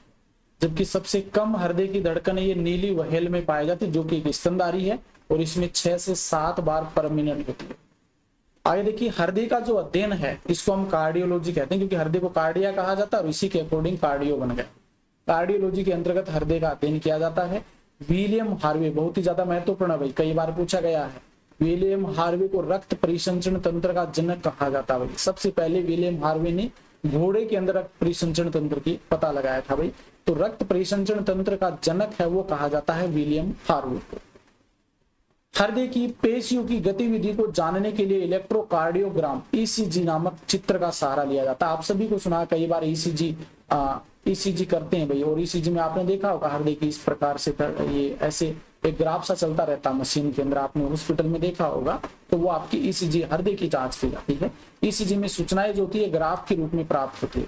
1 मिनट में हृदय 5 से 6 लीटर शुद्ध रुधिर को शरीर में प्रवाहित करता है। ये भी इंपॉर्टेंट है भाई, कई बार ऐसा भी पूछ लिया जाता है कि 1 मिनट में कितने रुधिर, मतलब 5 से 6 लीटर शुद्ध रुधिर को शरीर में प्रवाहित करता है। अधिवृक्क ग्रंथि के मेडुला भाग से निकलने वाले हार्मोन को हृदय हार्मोन या कार्डियक हार्मोन कहा जाता है। ये याद रखें ना भाई। आगे देखिए, रक्त प्लाज्मा में प्रोथ्रोम्बिन और फाइब्रिनोजन निर्माण। रक्त प्लाज्मा में प्रोथ्रोम्बिन और फाइब्रिनोजन का निर्माण है वो यकृत में होता है, और वो भी विटामिन के की सहायता से होता है। तभी तो हम विटामिन के को क्या कहते हैं, रक्त का जमाने वाले विटामिन कहते हैं, क्योंकि इसकी उपस्थिति के कारण क्या होता है, प्रोथ्रोम्बिन और फाइब्रिनोजन प्रोटीन का निर्माण होता है। रक्त का थक्का बनाने में सहायक होता है भाई विटामिन के। रक्त का थक्का बनाने के लिए अनिवार्य प्रोटीन जो होती है वो फाइब्रिनोजन होती है। इसके बारे में पहले हम चर्चा कर चुके हैं। देखिए कार्य क्या है रुधिर के, देखिए रुधिर है ये शरीर के ताप को नियंत्रित करता है, शरीर को रोगों से बचाता है। रुधिर मुख्य रूप से ऑक्सीजन, कार्बन डाइऑक्साइड, पचे हुए भोजन, उत्सर्जी पदार्थ, हार्मोन्स है, विटामिन है, इन सभी का संश्लेषण सेवन परिवहन करने का कार्य है वो रक्त के द्वारा होता है। शरीर के वातावरण को स्थायी बनाए रखने में सहायक होता है। शरीर का जो टेम्परेचर होता है 37 डिग्री सेंटीग्रेड, उसको बनाए रखने में सहायक होता है, और घावों को भरने में भी सहायक होता है रुधिर जो होता है। आगे हम देखिए रुधिर के बारे में पढ़ लिया, अब रुधिर वर्ग की बात कर लेते हैं। ब्लड ग्रुप कितने होते हैं, सबसे पहला क्वेश्चन तो यही, रुधिर वर्ग के बारे में जानकारी किसने दी थी, तो ये कार्ल लेड-स्टेनर के द्वारा दी गई थी, और इन्होंने 1902 में बताया भाई 2 एंटीजन की खोज की थी इन्होंने। एक तो एंटीजन 2 खोज कर रुधिर को इसकी एंटीजन और एंटीबॉडी प्रतिक्रिया के आधार पर 4 समूह में बांटा। देखिए आरबीसी जो होती है ना, आरबीसी, इसके ऊपर एंटीजन पाए जाते हैं, और इन एंटीजन के आधार पर इन्होंने ब्लड ग्रुप को 4 समूह में बांटा। 4 कौन कौन से, अगर ए एंटीजन उपस्थित हो तो A blood group, B antigen उपस्थित हो तो B blood group, A B दोनों एंटीजन उपस्थित है तो ए बी ब्लड ग्रुप हो जाएगा, और कोई भी एंटीजन नहीं है मतलब ओ ब्लड ग्रुप हो जाएगा। ये तो आपके आरबीसी की होती है, लेकिन इसके विपरीत देखिए प्लाज्मा के अंतर्गत जो प्लाज्मा होता है ना, उसमें एंटीबॉडी पाई जाती है, एंटीबॉडी, और ये हमेशा विपरीत देखने को मिलती है एंटीजन के। जैसे ए ब्लड ग्रुप है तो इसमें ए बी एंटीजन एंटीबॉडी देखने को मिलेगी, बी ब्लड ग्रुप है तो इसमें ए एंटीबॉडी देखने को मिलेगी, ए बी है तो इसमें कोई भी एंटीबॉडी नहीं पाई जाती, और ओ में ए व बी दोनों एंटीबॉडी पाई जाती है। तो ये थोड़ा सा मैंने यहाँ पर एक्सप्लेन कर दिया, एक बार आगे इसको और समझ लेते हैं। ठीक है, देखिए अगर ए ब्लड ग्रुप है तो आपको केवल ए एंटीजन देखने को मिलेगा, और इसमें एंटीजन पाई जाएगी। देखिए आरबीसी लिखा हुआ ऊपर, और ये प्लाज्मा में एंटीबॉडी प्लाज्मा में होती है, तो एंटीबॉडी यहाँ पर बी हो जाएगी, और भारत में इनका प्रतिशत 23.50%। अगर बी ब्लड ग्रुप है तो एंटीजन बी हो जाएगा और एंटीबॉडी ए हो जाएगी, और ये 34% होता है। ए बी ब्लड ग्रुप है तो ए बी दोनों ही एंटीजन होते हैं, लेकिन याद रख लेना इनमें कोई भी एंटीबॉडी नहीं होती, और ये 7.50% होती है। ओ ब्लड ग्रुप की बात करें तो इनमें कोई भी नहीं होता भाई एंटीजन, और इसमें ए बी दोनों ही एंटीबॉडी पाई जाती है, 34% होता है। ठीक है, एक बार थोड़ा सा मैं यहाँ पे बता देता हूँ कि ये किस प्रकार से ब्लड का आदान प्रदान करते हैं। देखिए ए जो होता है ये अपने आप को ब्लड दे सकता है, बी जो होता है ये अपने आप को ब्लड दे सकता है, ए बी जो होता है ये अपने आप को ब्लड दे सकता है, और ओ अपने आप को ब्लड दे सकता है। अपने आप को तो सभी दे सकते हैं। पहले हम ए की बात करें तो ए किसको दे सकता है, ये ए बी को ब्लड दे सकता है, बी अपने आप को देता है, और दूसरा ए बी को दे सकता है। ए बी जो होता है ये केवल अपने आप को दे सकता है, किसी को नहीं देता है। और ओ जो होता है ये ओ ए बी को ब्लड दे सकता है, बी को दे सकता है, और ये ए को भी दे सकता है, मतलब सभी को दे सकता है। ये सज्जन व्यक्ति होता है भैया, और ये आपका हम बात करें ए बी है, ये ऐसा मानिए एकदम से मूर्ख व्यक्ति होता है, जस्ट होता है, क्योंकि ये किसी को नहीं देता, ये तो ठीक ठाक है। और ये आपका सज्जन व्यक्ति सभी को देता है, और लेता सिर्फ अपने आप से ही है। तो ये इस प्रकार से हो जाएगा, जो सभी से लेता है उसको तो हम सार्वत्रिक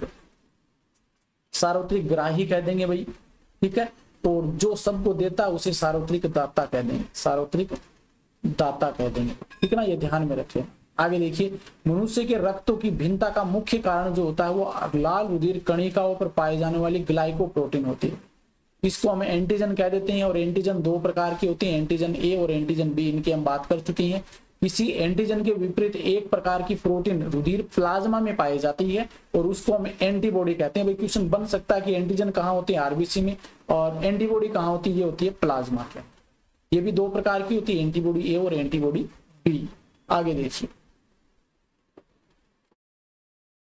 आगे देखिए, रक्त वर्ग सार्वत्रिक दाता जो होता है ये तो ओ होता है जिसमें कोई भी एंटीजन नहीं पाई जाती है। और सर्वग्राही व्यक्ति जो होता है वो होता है ए बी, और इसमें ए और बी एंटीजन होता है भाई, और इसमें एंटीबॉडी होती है ए और बी। ठीक है, ये पता होना चाहिए। अब आगे देखिए, ऐसे क्वेश्चन कई बार पूछ ले जाते हैं। विभिन्न रक्त समूह वाले माता पिता हैं, उनमें होने वाले संतान में रक्त समूह क्या होगा। जैसे क्वेश्चन पूछ ले आपसे कि पिता का ब्लड ग्रुप ए है और माता का ब्लड ग्रुप बी है, तो होने वाले संतान में किस प्रकार का ब्लड होगा। तो ऐसे क्वेश्चन पूछे जाते हैं। इन टेबल्स को थोड़ा सा अच्छे से समझ लेना।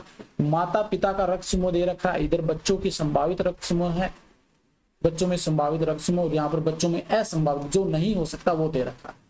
अगर पिता का ब्लड ग्रुप ए है और माता का ब्लड ग्रुप ए है, तो होने वाले संतान में ए वो या तो ए ब्लड ग्रुप होगा या फिर ओ ब्लड ग्रुप होगा। कौन सा नहीं होगा, बी और ए भी नहीं होगा।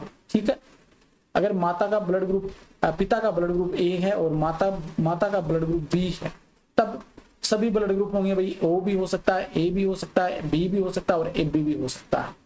ठीक है, अगर पिता का ब्लड ग्रुप ए है और माता का ब्लड ग्रुप जो है ये ए बी है, तो यहाँ पर देखिए ए ब्लड ग्रुप हो सकता है, होने वाले संतान में बी हो सकता है, ए बी हो सकता है, लेकिन ओ नहीं हो सकता।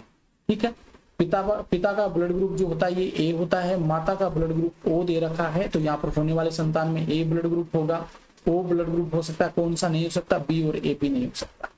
ठीक है, अगर पिता का ब्लड ग्रुप बी है और माता का ओ है, तो यहाँ पर बी ब्लड ग्रुप होगा या ओ हो सकता है होने वाले संतान में, लेकिन बच्चों के अंतर्गत नहीं होगा, उसमें ए और ए भी नहीं होगा। पिता का ब्लड ग्रुप ए बी दे रखा है और माता का ओ है, तो यहाँ पर होने वाले संतान में ए ब्लड ग्रुप होगा, बी हो सकता है, लेकिन ए बी और ओ नहीं हो सकता। ये कैसे निकालेंगे भाई, आपको याद क्या रखना है ये चीज बता देता हूँ। जैसे हम ब्लड ग्रुप ए की बात करते हैं, तो ए ब्लड ग्रुप में आपको जीन याद करने पड़ेंगे, आई ए और आई ए। एक होती है आई बी, सॉरी आई ए और आई ओ। ठीक है, और इसी प्रकार से बी ब्लड ग्रुप है तो इसमें बी है तो इसमें आपको याद करने पड़ेंगे आई बी और आई ओ, या फिर आई बी या आई बी। ठीक है, अगर आपका ए बी ब्लड ग्रुप है तो आपको याद करने पड़ेंगे भाई यहाँ पर आई ए और आई बी। ठीक है, और अगर आपका ओ ब्लड ग्रुप है तो आपको याद करना पड़ेगा आई ओ और आई। ये आपके कितने 2 और 2 4 2 6 जीन बनते हैं, और इनको याद कर लेंगे तो आपका ये पूरी टेबल याद करने की जरूरत नहीं, आराम से याद कर लेंगे। जैसे यहाँ पर ब्लड ग्रुप ए ये वाला करके देखते हैं, सेकंड वाला। अगर ब्लड ग्रुप ए दे रखा है, ठीक है, किसका, पिताजी का ब्लड ग्रुप ए है, तो यहाँ पर हम क्या लेंगे, आई ए और आई ओ ले लेंगे। ठीक है, अगर यहाँ पर पिताजी का ए है और माता का बी दे रखा है, तो बी ब्लड ग्रुप का मतलब आई बी और आई ओ ले लेंगे। अगर ये कंडीशन करेंगे ना, तो यहाँ पर ब्लड ग्रुप क्या आ जाएगा भाई, पहला जो कंडीशन बनेगी, इन दोनों को संकरण करवाएंगे, तो आई ए आई बी, आई ए आई बी हो जाएगा।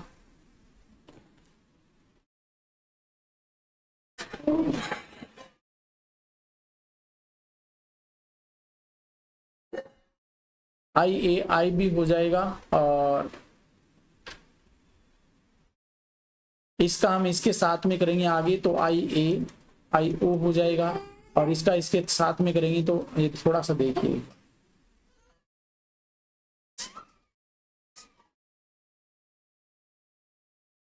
देखना एक बार दोबारा से समझना है इसको। अगर ए ब्लड ग्रुप दे रखा ना, तो यहाँ पर हम लिख देंगे आई ए और आई ओ। बी दे रखा है तो इसको लिख देंगे आई ए और आई बी और आई ओ। इसका इसके साथ में संकलन करेंगे तो आई ए बी, आई ए और आई बी, और इसका हम इसके साथ में करेंगे तो ये आई ए और आई ओ। इसका इसके साथ में करेंगे तो ये आई बी और आई ओ, और इस आई ओ का आई ओ के साथ में करेंगे तो आई ओ आई। कौन सा ब्लड ग्रुप आ गया, ये ए बी आ गया। ठीक है, और ये आपका आ गया ए ब्लड ग्रुप आ गया, ये आपका बी ब्लड ग्रुप आ गया, क्योंकि ए प्रभावी होता है ओ अप्रभावी होता है, ये दोनों ओ हैं तो ओ ब्लड ग्रुप आ गया भाई, मतलब चारों ब्लड ग्रुप हैं और ये चारों ही लिखे हुए हैं भाई। इस प्रकार से आप निकाल सकते हैं, इनके जीन प्ररूप याद रखें। आगे देखिए लैंड स्टीनर और वीनर जो हैं, इन्होंने रुधिर में सन 1940 में एक अन्य प्रकार का एंटीजन की खोज की थी जिसे आरएच तत्व कहा गया था, आरएच फैक्टर। और ये आरएच तत्व की खोज किस में की गई थी, तो रीसस नामक बंदर में की गई थी, और इसी कारण से रीसस कारक भी कह देते हैं इसको। जिन व्यक्तियों में आरएच कारक पाया जाता है उनको आरएच पॉजिटिव कह देते हैं, और जिनमें नहीं पाया जाता उनको आरएच नेगेटिव कहा जाता है। देखिए आरएच पॉजिटिव, आरएच नेगेटिव रुधिर एवं आरएच नेगेटिव और आरएच नेगेटिव रुधिर ही आदान प्रदान किया जा सकता है। कहने का मतलब आरएच पॉजिटिव व्यक्ति है तो उसको आरएच पॉजिटिव व्यक्ति का रुधिर दे सकते हैं, आरएच नेगेटिव व्यक्ति तो उसको आरएच नेगेटिव व्यक्ति का रुधिर दे सकते हैं। एक देखिए यहाँ पर एक महत्वपूर्ण कंडीशन बनती है भाई, जो डॉक्टर होते हैं ये अगर पिता का ब्लड ग्रुप आरएच पॉजिटिव है और माता का आरएच नेगेटिव है तो उनको दूसरी संतान पैदा करने के लिए मना किया जाता है। क्यों? क्योंकि पहली संतान के समय आरएच पॉजिटिव एंटीबॉडी है वो माता में बन जाती है, और जब दूसरी संतान होती है तो उसके ब्लड को वो क्लोट के रूप में या नष्ट कर देती है, और इसी रोग को हम एरिथ्रोब्लास्टोसिस फिटेलिस भी कह देते हैं। देखिए वैज्ञानिकों के अनुसार आरएच पॉजिटिव रुधिर समूह पुरुष व आरएच नेगेटिव रुधिर समूह स्त्री का विवाह उपयुक्त नहीं है, क्योंकि यदि पिता का रक्त आरएच पॉजिटिव है, माता का रक्त आरएच नेगेटिव है तो शिशु को आरएच पॉजिटिव होगा, जिससे जन्म लेने वाले बच्चे में गर्भावस्था में या जन्म के तुरंत बाद ही मृत्यु हो जाएगी। प्रथम संतान में ऐसा नहीं होता भाई, क्योंकि प्रथम संतान में तो आरएच नेगेटिव माता के अंदर एंटीबॉडी नहीं बन पाती, लेकिन दूसरी संतान होती है उस समय एंटीबॉडी बन जाती है भाई, ये अपरा के माध्यम से माता के अंदर चली जाती है, और ये रोग आपका एरिथ्रोब्लास्टोसिस फिटेलिस कहलाता है, याद रखना भाई। ठीक है, आगे देखिए, क्योंकि दुर्घटनाग्रस्त अज्ञात रुधिर व्यक्ति को तुरंत ओएच रुधिर वर्ग दिया जा सकता है। ये देखिए इंपॉर्टेंट क्वेश्चन है, यहाँ से क्वेश्चन बन सकता है। अगर मान लीजिए हमारे किसी दोस्त का एक्सीडेंट हो गया और उसका ब्लड ग्रुप हमें पता नहीं है, उसको हॉस्पिटल में लेके आए और हॉस्पिटल में लेके आते ही हमें पता नहीं है कि क्या ब्लड ग्रुप है,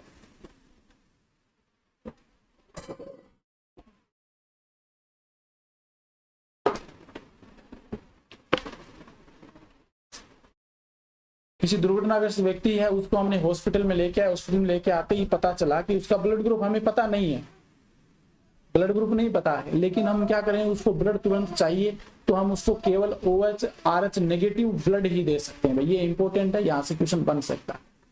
रुधिर का रंगहीन द्रव लस्सिका कहलाता है। देखिए रुधिर को जब छानते हैं तो छानने के बाद जो बचता है उसको हम लस्सिका कह देते हैं, और इस लस्सिका में क्या नहीं होता भाई, WBC तो अधिक मात्रा में होती है, RBC और कुछ प्रोटीन्स इसमें नहीं पाए जाते हैं, अपशिष्ट पदार्थ बहुत ज्यादा होते हैं। तो रुधिर के समान ही होता है, लस्सिका में लस्सिका कणिकाएं ग्रेनुलोसाइट WBC पाए जाती हैं। मानव शरीर के दीर्घ अस्थि अंग में लस्सिका कोशिकाएं बनती है। लस्सिका के नोड लिम्फ नोड कहलाती हैं, मनुष्य के शरीर में छन्ने का कार्य करती है भाई। ये धूल के कण है, जीवाणु, कैंसर कोशिकाएं, ये सभी लिम्फ नोड में फंस जाती है। एंटी प्रोथ्रोम्बिन या हिपेरिन जो होती है ये प्रोथ्रोम्बिन को निष्क्रिय कर देती है। हिपेरिन क्या काम करती है, पहले बता चुका हूं, हमारी ब्लड वाहिनियों में ब्लड को जमने से रोकती है। यही कारण है कि रुधिर जो होता है रुधिर वाहिनियों में नहीं जमता। लस्सिका जीवाणुओं एवं हानिकारक पदार्थों का भक्षण कर इन्हें नष्ट करती है। ठीक है, तो ये आपके भाई ब्लड के बारे में कंप्लीट हो चुका। अब अंतःस्रावी ग्रंथियों की बात कर लेते हैं।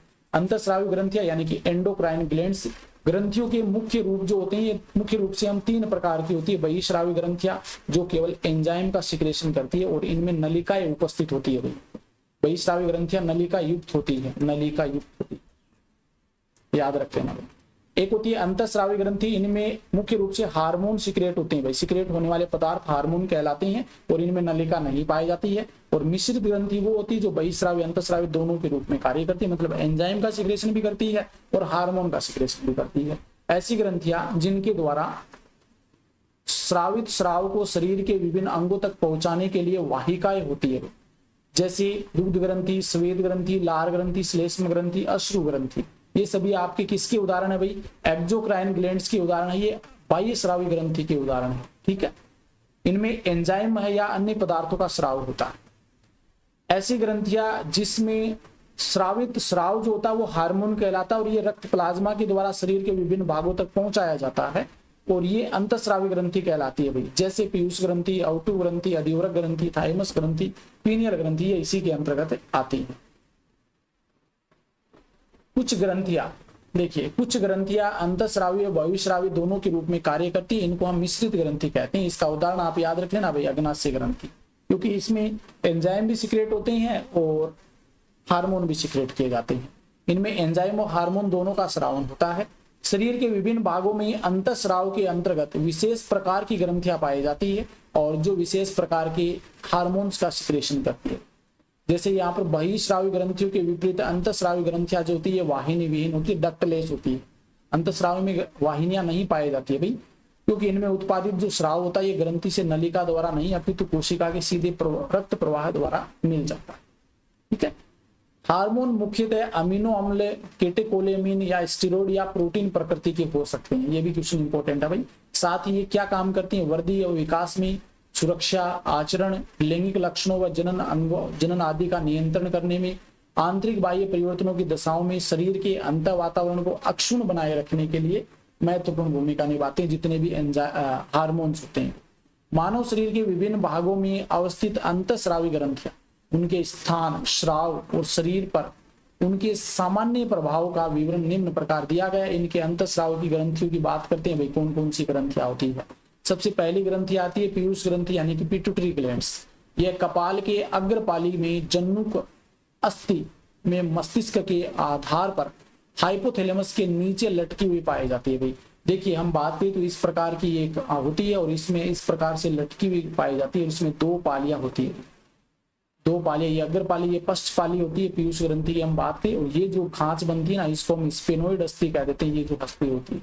ठीक है। और ऊपर ये हाइपोथैलेमस जो होती है ना उससे टच रहती है, इसको हम मास्टर ग्रंथि भी कहते हैं। जबकि हाइपोथैलेमस का इस पे नियंत्रण होता है तो मास्टर ग्रंथि भी किसको कहते हैं भाई, हाइपोथैलेमस को कहते हैं। जबकि मास्टर ग्रंथि पीयूष ग्रंथि को कहा जाता है। ठीक है। तो इसको हम हाइपोफाइसिस सेरेब्राई भी कह देते हैं। देखिए साथ ही इसे मास्टर ग्रंथि भी कहा जाता है। इसके द्वारा मुख्य रूप से जो हार्मोन सिक्रेट होते हैं उनमें देखिए पहला हार्मोन आता है वृद्धि हार्मोन। ये अगर पीयूष ग्रंथि से सिक्रेट होता है भाई, और इसे हम जीएच भी कह देते हैं। ये कार्य प्रेरक हार्मोन होता है, इसको हम एसटीएच भी कहते हैं, सोमेटोट्रोपिक हार्मोन। ये सभी ऊतकों पर सीधे कार्य करता है, सीधा ही कार्य करता है। अस्थिया, लंबी अस्थिया, पेशी, अंतरंग, वृद्धि को प्रभावित करता है। यानी कि हमारे शरीर के जितने भी अंग होते हैं, बाह्य चाहिए आंतरिक बात करें, उन सभी की वृद्धि के लिए रिस्पॉन्सिबल होता है। अगर इसकी मात्रा ज्यादा होती है तो व्यक्ति भीम कायता मतलब बड़ा खल्ली जैसा हो जाता है। छोटा होगा तो ये भाई कमी होगी तो बोना रह जाता है, हाइट सही नहीं बढ़ पाती है। तो हाइट के लिए आपका ग्रोथ हार्मोन रिस्पॉन्सिबल होता है। आउटू उद्दीपक हार्मोन, थायराइड स्टिमुलेटिंग हार्मोन, इसको टीएसएच कहते हैं भाई, शॉर्ट में टीएसएच कहा जाता है। ये क्या काम करता है, ये आपकी थायराइड ग्रंथि है ना, थायराइड ग्रंथि उसको स्टिमुलेट करता है कि आपको थायरोक्सिन हार्मोन सिक्रेट करता है। यानी कि थायराइड ग्रंथि की संरचना और श्रावण की क्रिया का नियंत्रण करता है। एडिनोकोर्टिकोट्रोपिक हार्मोन, इसे एसीटीएच कहा जाता है भाई। ये क्या करता है, एड्रिनल ग्रंथि का जो कोर्टेक्स है, देखिए थायराइड ग्रंथि तो आपने देखी होगी, आगे बात करेंगे इनकी, अलग अलग बात करेंगे उस समय। एड्रिनल कोर्टेक्स जो होता है उसके द्वारा कोर्टिकोस्टेरॉइड हार्मोन के उत्पादन को प्रभावित करता है, उसकी सिक्रेशन के लिए प्रेरित करता है। और ये हार्मोन शरीर की कार्य की दबाव को सुरक्षा प्रदान करता है। पुट्टिका प्रेरक हार्मोन, ये फोलिकल स्टिमुलेटिंग हार्मोन, ये आपका जननिक हार्मोन है भाई, गोनेड्स कहते हैं भाई इसको। यह वर्षण की शुक्र जनन नलिकाओं में शुक्राणु जनन, यानी कि शुक्र जनन मनुष्य के नर के अंदर हम बात करें, पुरुष के अंदर हम बात करें तो उनमें शुक्राणु के निर्माण को प्रेरित करता है, उसमें सहायता करता है। जबकि अंडाशय या फिर महिला में बात करें तो उसमें फोलिकल या जो पुट्टक कोशिकाएं होती हैं उनमें वृद्धि में सहायता करता है। लुटिनाइजिंग हार्मोन की बात करें, इसे एलएच लुटिनाइजिंग हार्मोन कहते हैं भाई। ये क्या करता है, ये अंतराली कोशिकाओं को उत्तेजक हार्मोन होता है। यानी कि हमारी जो सेमिनिफेरस ट्यूबुल्स होती है, जब हम इंटरनल स्ट्रक्चर देखते हैं टेस्टिस की, तो उसमें बीच में कुछ सेल्स पाई जाती है, इन सेल्स को लीडिंग कोशिकाएं कहते हैं। इन लीडिंग कोशिकाओं पर कार्य करता है ये लुटिनाइजिंग हार्मोन, और कार्य करके इनसे टेस्टोस्टेरोन हार्मोन के स्रावन को प्रेरित करता है। इसी प्रकार से ये तो नर में करता, जबकि मादा के अंदर जो पुट्टक कोशिकाएं उनके चारों लेयर पाई जाती है, उनसे एस्ट्रोजन हार्मोन के स्रावन को प्रेरित करता है। क्या काम करते हैं भाई, ये टेस्टोस्टेरोन जो होता है ये तो द्वितीयक लैंगिक लक्षणों को उत्पन्न करता है। देखिए मनुष्य में दाढ़ी मुचकाना, लैंगिक रूप से परिपक्व होना। और एस्ट्रोजन क्या करता है, ये आपके मादाओं के अंदर नितंब का भारी होना, इसके अलावा स्तनों में वृद्धि करना, ऐसे लक्षण को प्रमोट करता है। लेक्टोजेनिक हार्मोन एलटीएच, ये गर्भावस्था बनाए रखने में सहायक होता है और प्रोजेस्टेरोन श्रावण द्वारा स्तन ग्रंथियों की उद्दीपित करके दुग्ध श्रावण में भी मदद करता है। मेलेनोसाइट स्टिम, ये देखो ऊपर हमने 6 जो हार्मोन पढ़े ना, ये आपके अग्र पीयूष ग्रंथि से स्रावित होने वाले हैं भाई। अब मेलेनोसाइट स्टिमुलेटिंग हार्मोन जो होता है ये आपका मध्य पाली से स्रावित होता है, बीज से स्रावित होता है ये, और ये क्या करता है भाई, हमारी त्वचा को रंग प्रदान करता है। ठीक है, आगे हम बात करते हैं भाई इसी के द्वारा सिक्रेट होने वाले जो नेक्स्ट हार्मोन है वो anti diuretic hormone. Anti diuretic hormone यानी कि एडीएच, इसे वेसोप्रेसिन भी कहते हैं भाई, वेसोप्रेसिन भी कहा जाता है। ठीक है, ये पश्च पाली से सिक्रेट होता है, जो 2 पाली बताई थी ना मैंने, ऐसे ये पश्च पाली, ये अग्र पाली, तो इससे सिक्रेट होता है ये। और ये वृक्क नलिका में जल के पुनः अवशोषण का नियंत्रण करता है, यानी कि जो हमारी किडनी होती है उसमें जल के पुनः अवशोषण का नियंत्रण करता है। शारीरिक तरलों, जल, लवण, इनका जो सांद्रता उसको सामान्य बनाए रखता है। ऑक्सीटोसिन पश्च पाली में स्थित, इसके द्वारा गर्भाशय संकुचन करना, जन्म के दौरान दुग्ध श्रावण को सक्रिय करना, ये कार्य किए जाते हैं भाई। प्रसव पर के जो पीड़ा होती है वो ऑक्सीटोसिन के द्वारा ही उत्पन्न की जाती है, और प्रसव के बाद में दुग्ध श्रावण को सक्रिय करना भी इसका कार्य होता है। देखिए पीयूष ग्रंथि की जब बात करते हैं तो ये अग्रपाली, ये पश्च पाली। पीयूष ग्रंथि की अग्रपाली से कौन से हार्मोन सिक्रेट करें वो याद रखने हैं, मध्य पाली से कौन सा होता है वो याद रखने हैं, और पश्च पाली से 2 हार्मोन पढ़े हैं वो दोनों ही आपको याद करने हैं। आगे आउटू ग्रंथि की, पहले जो ग्रंथि आती है पीयूष ग्रंथि हो गई, दूसरी आउटू ग्रंथि या थायराइड ग्लैंड। यह ग्रंथि मानव शरीर में गले व श्वास नली ट्रेकिया के दोनों ओर लेरिंग्स के नीचे स्थित होती है, एच आकार की होती है भैया, इस प्रकार की होती है। ठीक है, और इससे निकलने वाला जो हार्मोन वो आयोडीन की मात्रा, ये जो आयोडीन जो होता है ना उस आयोडीन पे निर्भर करता है इसका विकास जो होता है। इससे पहला हार्मोन निकलता है थायरोक्सिन, 2 हार्मोन होते हैं, पहला थायरोक्सिन ये ग्लूकोज ऑक्सीकरण की दर को बढ़ाता है, सीधा याद रख लेना भाई, उपापचय दर का नियंत्रण करता है, उपापचय दर का नियंत्रण करता है। ये ऊर्जा निकालना, मूल उपापचय को नियंत्रित करता है, ताप उत्पादन में प्रभावित करता है, अत्यधिक सर्दी से बचाव करता है, मानसिक व शारीरिक परिवर्तनों के लिए आवश्यक होती है थायरोक्सिन हार्मोन। ठीक है, इसके बाद में आता कैल्सीटोनिन हार्मोन। ये क्या करता है, अगर रक्त में कैल्शियम का स्तर ज्यादा होता ना तो उसको कम करने का कार्य कैल्सीटोनिन करता है। ये 2 हार्मोन होते हैं जो आपको आउटू ग्रंथि में याद रखने। देखिए पैरा आउटू ग्रंथि, पैरा थायराइड इसी में आउटू ग्रंथि के ऊपर ही पाई जाती है, थायराइड ग्रंथि के ऊपर ही पाई जाती है। इनकी संख्या 4 होती है भाई, 2 जोड़ी होती है। देखिए पैरा आउटू ग्रंथि या पैरा थायराइड ग्रंथि, ये आउटू ग्रंथि के ठीक पीछे स्थित होती है, संख्या 4 होती है इसकी। जो आउटू ग्रंथि के पदार्थ आउटू ग्रंथि में धसी रहती है भाई, इसके द्वारा एक हार्मोन सिक्रेट होता है, इसे हम पैरा हार्मोन कह देते हैं, पीटीएच कहा जाता है, जिसे पोलिए हार्मोन भी कहते हैं, पोलिए हार्मोन भी कहा जाता है। यह हार्मोन तब स्रावित होता है जब रुधिर में कैल्शियम की कमी या अधिकता होती है। देखिए कैल्शियम से संबंधित एक तो कैल्सीटोनिन है जो थायराइड ग्रंथि से सिक्रेट होता है, एक पैरा हार्मोन जो पैरा थायराइड ग्रंथि से सिक्रेट होता है। पैरा हार्मोन की कमी से शरीर में टिटेनी रोग हो जाता है, टिटेनी डिजीज हो जाती है, याद रखना। इसके बाद में आती है अधिवृक्क ग्रंथि। अधिवृक्क ग्रंथि जो होती है आपकी किडनी के ऊपर उपस्थित होती है, किडनी पे पाई जाती है। इस प्रकार से 2 भाग होते हैं, बीच वाला भाग मेडुला होता है, बाहर वाला कोर्टेक्स होता है, 2 होती है संख्या में। ठीक है, तो बाहरी भाग जो होता है इसका कोर्टेक्स कहलाता है। इससे निकलने वाले जो हार्मोन होते हैं वो है ग्लूकोकोर्टिकोइड्स। ये क्या करता है, कार्बोहाइड्रेट, प्रोटीन, वसा, इनके उपापचय दर का नियंत्रण करता है। दूसरा आता है मिनरेलोकोर्टिकोइड्स। ये क्या करता है, ये मुख्य कार्य जो होता है इनका वृक्क नलिकाओं के द्वारा लवण के पुनः अवशोषण व शरीर में अन्य लवणों की मात्राओं का नियंत्रण करना होता है मिनरेलोकोर्टिकोइड्स। एक होता है सेक्स हार्मोन, गोनेड्स हार्मोन भी निकलते हैं भाई। ये क्या करते हैं, बाह्य लिंगों और बालों के आने का प्रतिमान, यौन आचरण, इन सभी का नियंत्रण सेक्स हार्मोन के द्वारा किया जाता है। कोर्टेक्स के विकृत हो जाने से जो रोग होता है वो है एडिशन रोग हो जाता है, एड्रिनल ग्रंथि से संबंधित। अब कोर्टेक्स के अंदर की ओर जो भाग होता है उसे मेडुला कहते हैं भाई, मध्यांश।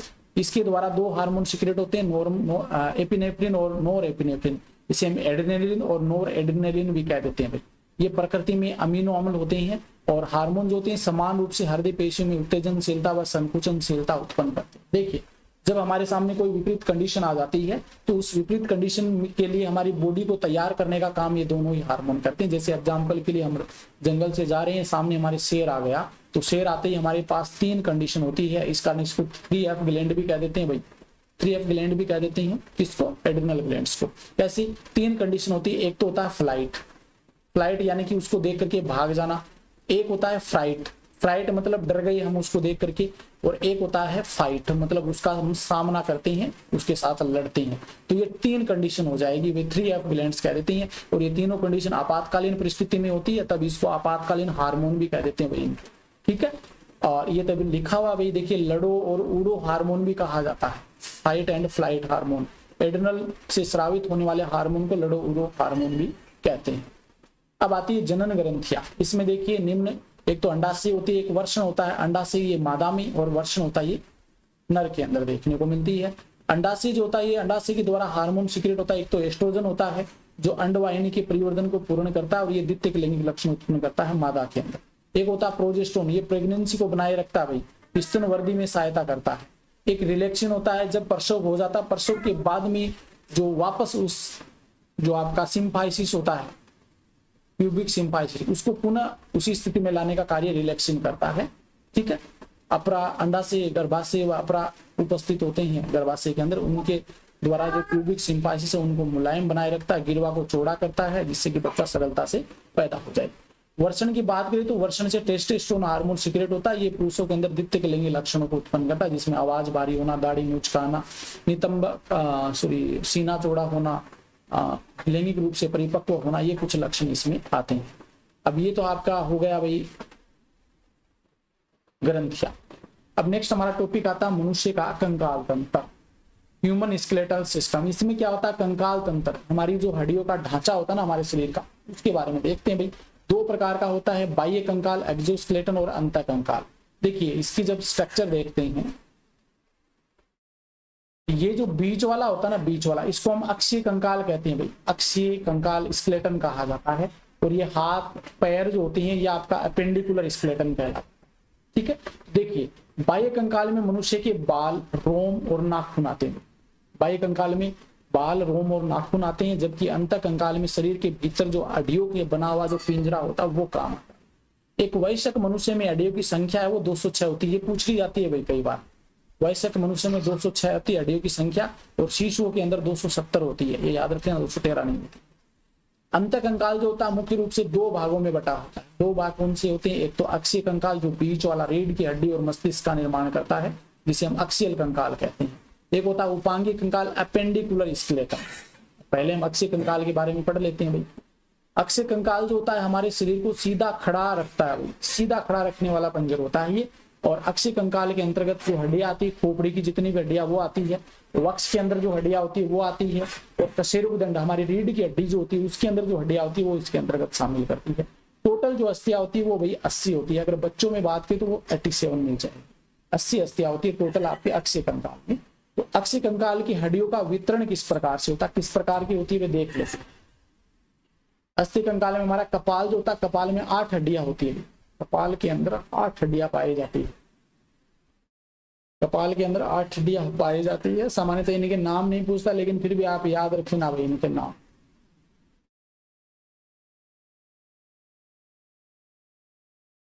ये ऊपर वाली तो पैराइटल हो जाएगी, ये आपकी पैराइटल, ये आपकी कौन से बोलते हैं उसको, फ्रंटल हो जाएगी, ठीक है। ये साइड वाली आपकी हो जाएगी, ये टोटल 8 होती है भाई ये जोड़ी। इसकी बात करेंगे अभी, देखना। चेहरे के अंदर 14 अस्थियां होती है, यानी करोटी व खोपड़ी की मिलाकर के 14 अस्थियां हो जाएगी चेहरे की, ठीक है।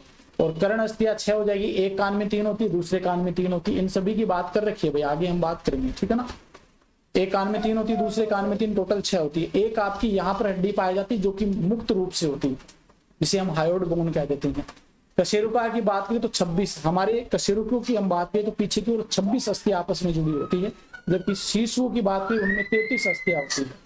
शिशु के अंतर्गत 33 अस्थियां होती है। उरोस्थि, ये बीच वाली जो हड्डी होती है ये आपकी उरोस्थि, और इसकी चारों ओर फसलियां निकली रहती है। फसलियों की संख्या 24 होती है भाई, 24 या 12 जोड़ी लिखा हुआ मिलता है। तो ये अक्षीय कंकाल में पाए जाने वाली अस्थियां होती है।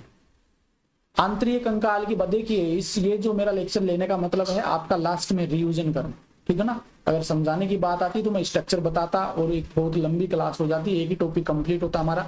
ये रिवीजन करने के लिए मैंने क्लास बनाई है, अगर अच्छे से याद कर सकती तो आपका इसी से काम चल जाएगा, कुछ और पढ़ने की जरूरत नहीं पड़ेगी। आंतरिक कंकाल की बात करते हैं भाई, ये आपका अक्षीय कंकाल। अब हम आंतरिक या उपांगीय कंकाल की बात करें तो इसके अंतर्गत हाथ पैर व धड़ को जोड़ने वाली हड्डियां इसके अंतर्गत आती है।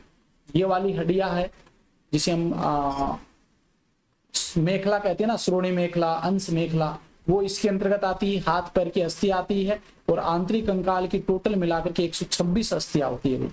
126 ये होती हैं और ऊपर हमने कितनी 80 पड़ी है और 80 इसमें से जोड़ देंगे कितनी हो जाएगी भाई, 6 और 10 206 होगी, 206 होती है। आंतरिक कंकाल की हड्डियों का वितरण इस प्रकार से होता है भाई। अंश मेखला जो होती है, अंश मेखला जो ऊपर वाली ये वाली, ये 4 होती है, हाथों से जुड़ी हुई होती है। हाथों में 60 अस्थियां होती है, दोनों हाथों की मिलाकर के। श्रोणी मेखला जो हमारे पैर जुड़े रहते हैं ना, उनको श्रोणी मेखला, उसमें 2 अस्थियां होती है और टांगों में दोनों में मिलाकर के 60 अस्थियां। ठीक है, अब हम इनका डिटेल से देखते हैं भाई। पहले हम खोपड़ी की बात करते हैं। खोपड़ी, इसका खोपड़ी के अंतर्गत 28 अस्थियां आती है भाई। 8 तो वो होती है, 14 वो होती है और आपकी कान की जो 6 होती है वो आ जाएगी, तो 20 और 6 28 अस्थियां हो जाएगी। ठीक है, जिसमें 8 मस्तिष्क के चारों ओर खोल या कपाल का निर्माण करती है, 14 चेहरे का निर्माण करती है भाई, और सर्वाधिक गतिशील हड्डी हायोइड बोन होती है जो हमारी गर्दन में पाई जाती है। यह गर्दन में मैंडिबल और कंठ के बीच में जीभ के नीचे स्थित होती है, जो यू आकार की अस्थि होती है। ठीक है, ये 28 अस्थियां होती है। एक मिनट, इसके बारे में डिटेल से दे रखा क्या, एक मिनट देखता हूं। ये भाई जो आपकी कान की अस्थि ना, ये आपको पता होनी चाहिए, कान की अस्थियों से क्वेश्चन पूछे जाते हैं, इसलिए मैं देख रहा था। कान में देखिए, एक कान में 3 अस्थियां होती है, एक आपकी मेलियस हो जाएगी, 2 कान में 6 हो जाएगी ना, मेलियस, इनकस और स्टेपिज। और ये मेरे बताने का मतलब क्या, जो स्टेपिज होती है ना, हमारे शरीर की सबसे छोटी अस्थि होती है भाई। हमारे शरीर की सबसे छोटी अस्थि होती है स्टेपिज, याद रख लेना, यहाँ से क्वेश्चन बनता है। कशेरुक दंड की बात करें तो मनुष्य के कशेरुक दंड में 33 कशेरुकाएं पाई जाती है। देखिए कैसे होती है कशेरुक दंड का वितरण। देखिए गर्दन के अंदर आपको 7 कशेरुकाएं देखने को मिलती है, जिन्हें सर्वाइकल बोन कह देती हैं। वक्ष के अंदर थोरेसिक बोन जो होती है 12 होती है। कटी जो प्रदेश होता है उसके अंदर 5 कशेरुकाएं होती हैं, और त्रिका अस्थि इसके अंदर 1 कशेरुका होती है, और शिशुओं के अंदर 5 होती है। और अनुत्तरिक यानी कि कोक्सिस जिसे हम कहते हैं, ये सेक्रम है, कोक्सिक हो जाएगा, और इसमें आपको 1 देखने को मिलती है, जबकि बच्चों में 4 हो जाएगी। हमारे अंदर हम बात करें तो 7 12 7 19 19 और 5 24 25 26 अस्थियां हो जाएगी, जबकि शिशुओं के अंदर ये 33 होती है। ठीक है, ये कशेरुक दंड के अंदर पाए जाने वाली अस्थियां। आगे हम बात करते हैं भाई, मनुष्य के अंदर जो पसलियां होती है ये कितनी होती है, ये भी कई बार पूछा गया। तो 12 जोड़ी पसलियां यानी कि टोटल 24 होती है, और उरोस्थि से जुड़ी रहती है। ये मनुष्य के उपांगी कंकाल की बात करें तो 2 भागों में बांटते, एक तो उच्च अग्राग, अपर एक्सट्रीमली, और दूसरा निम्न।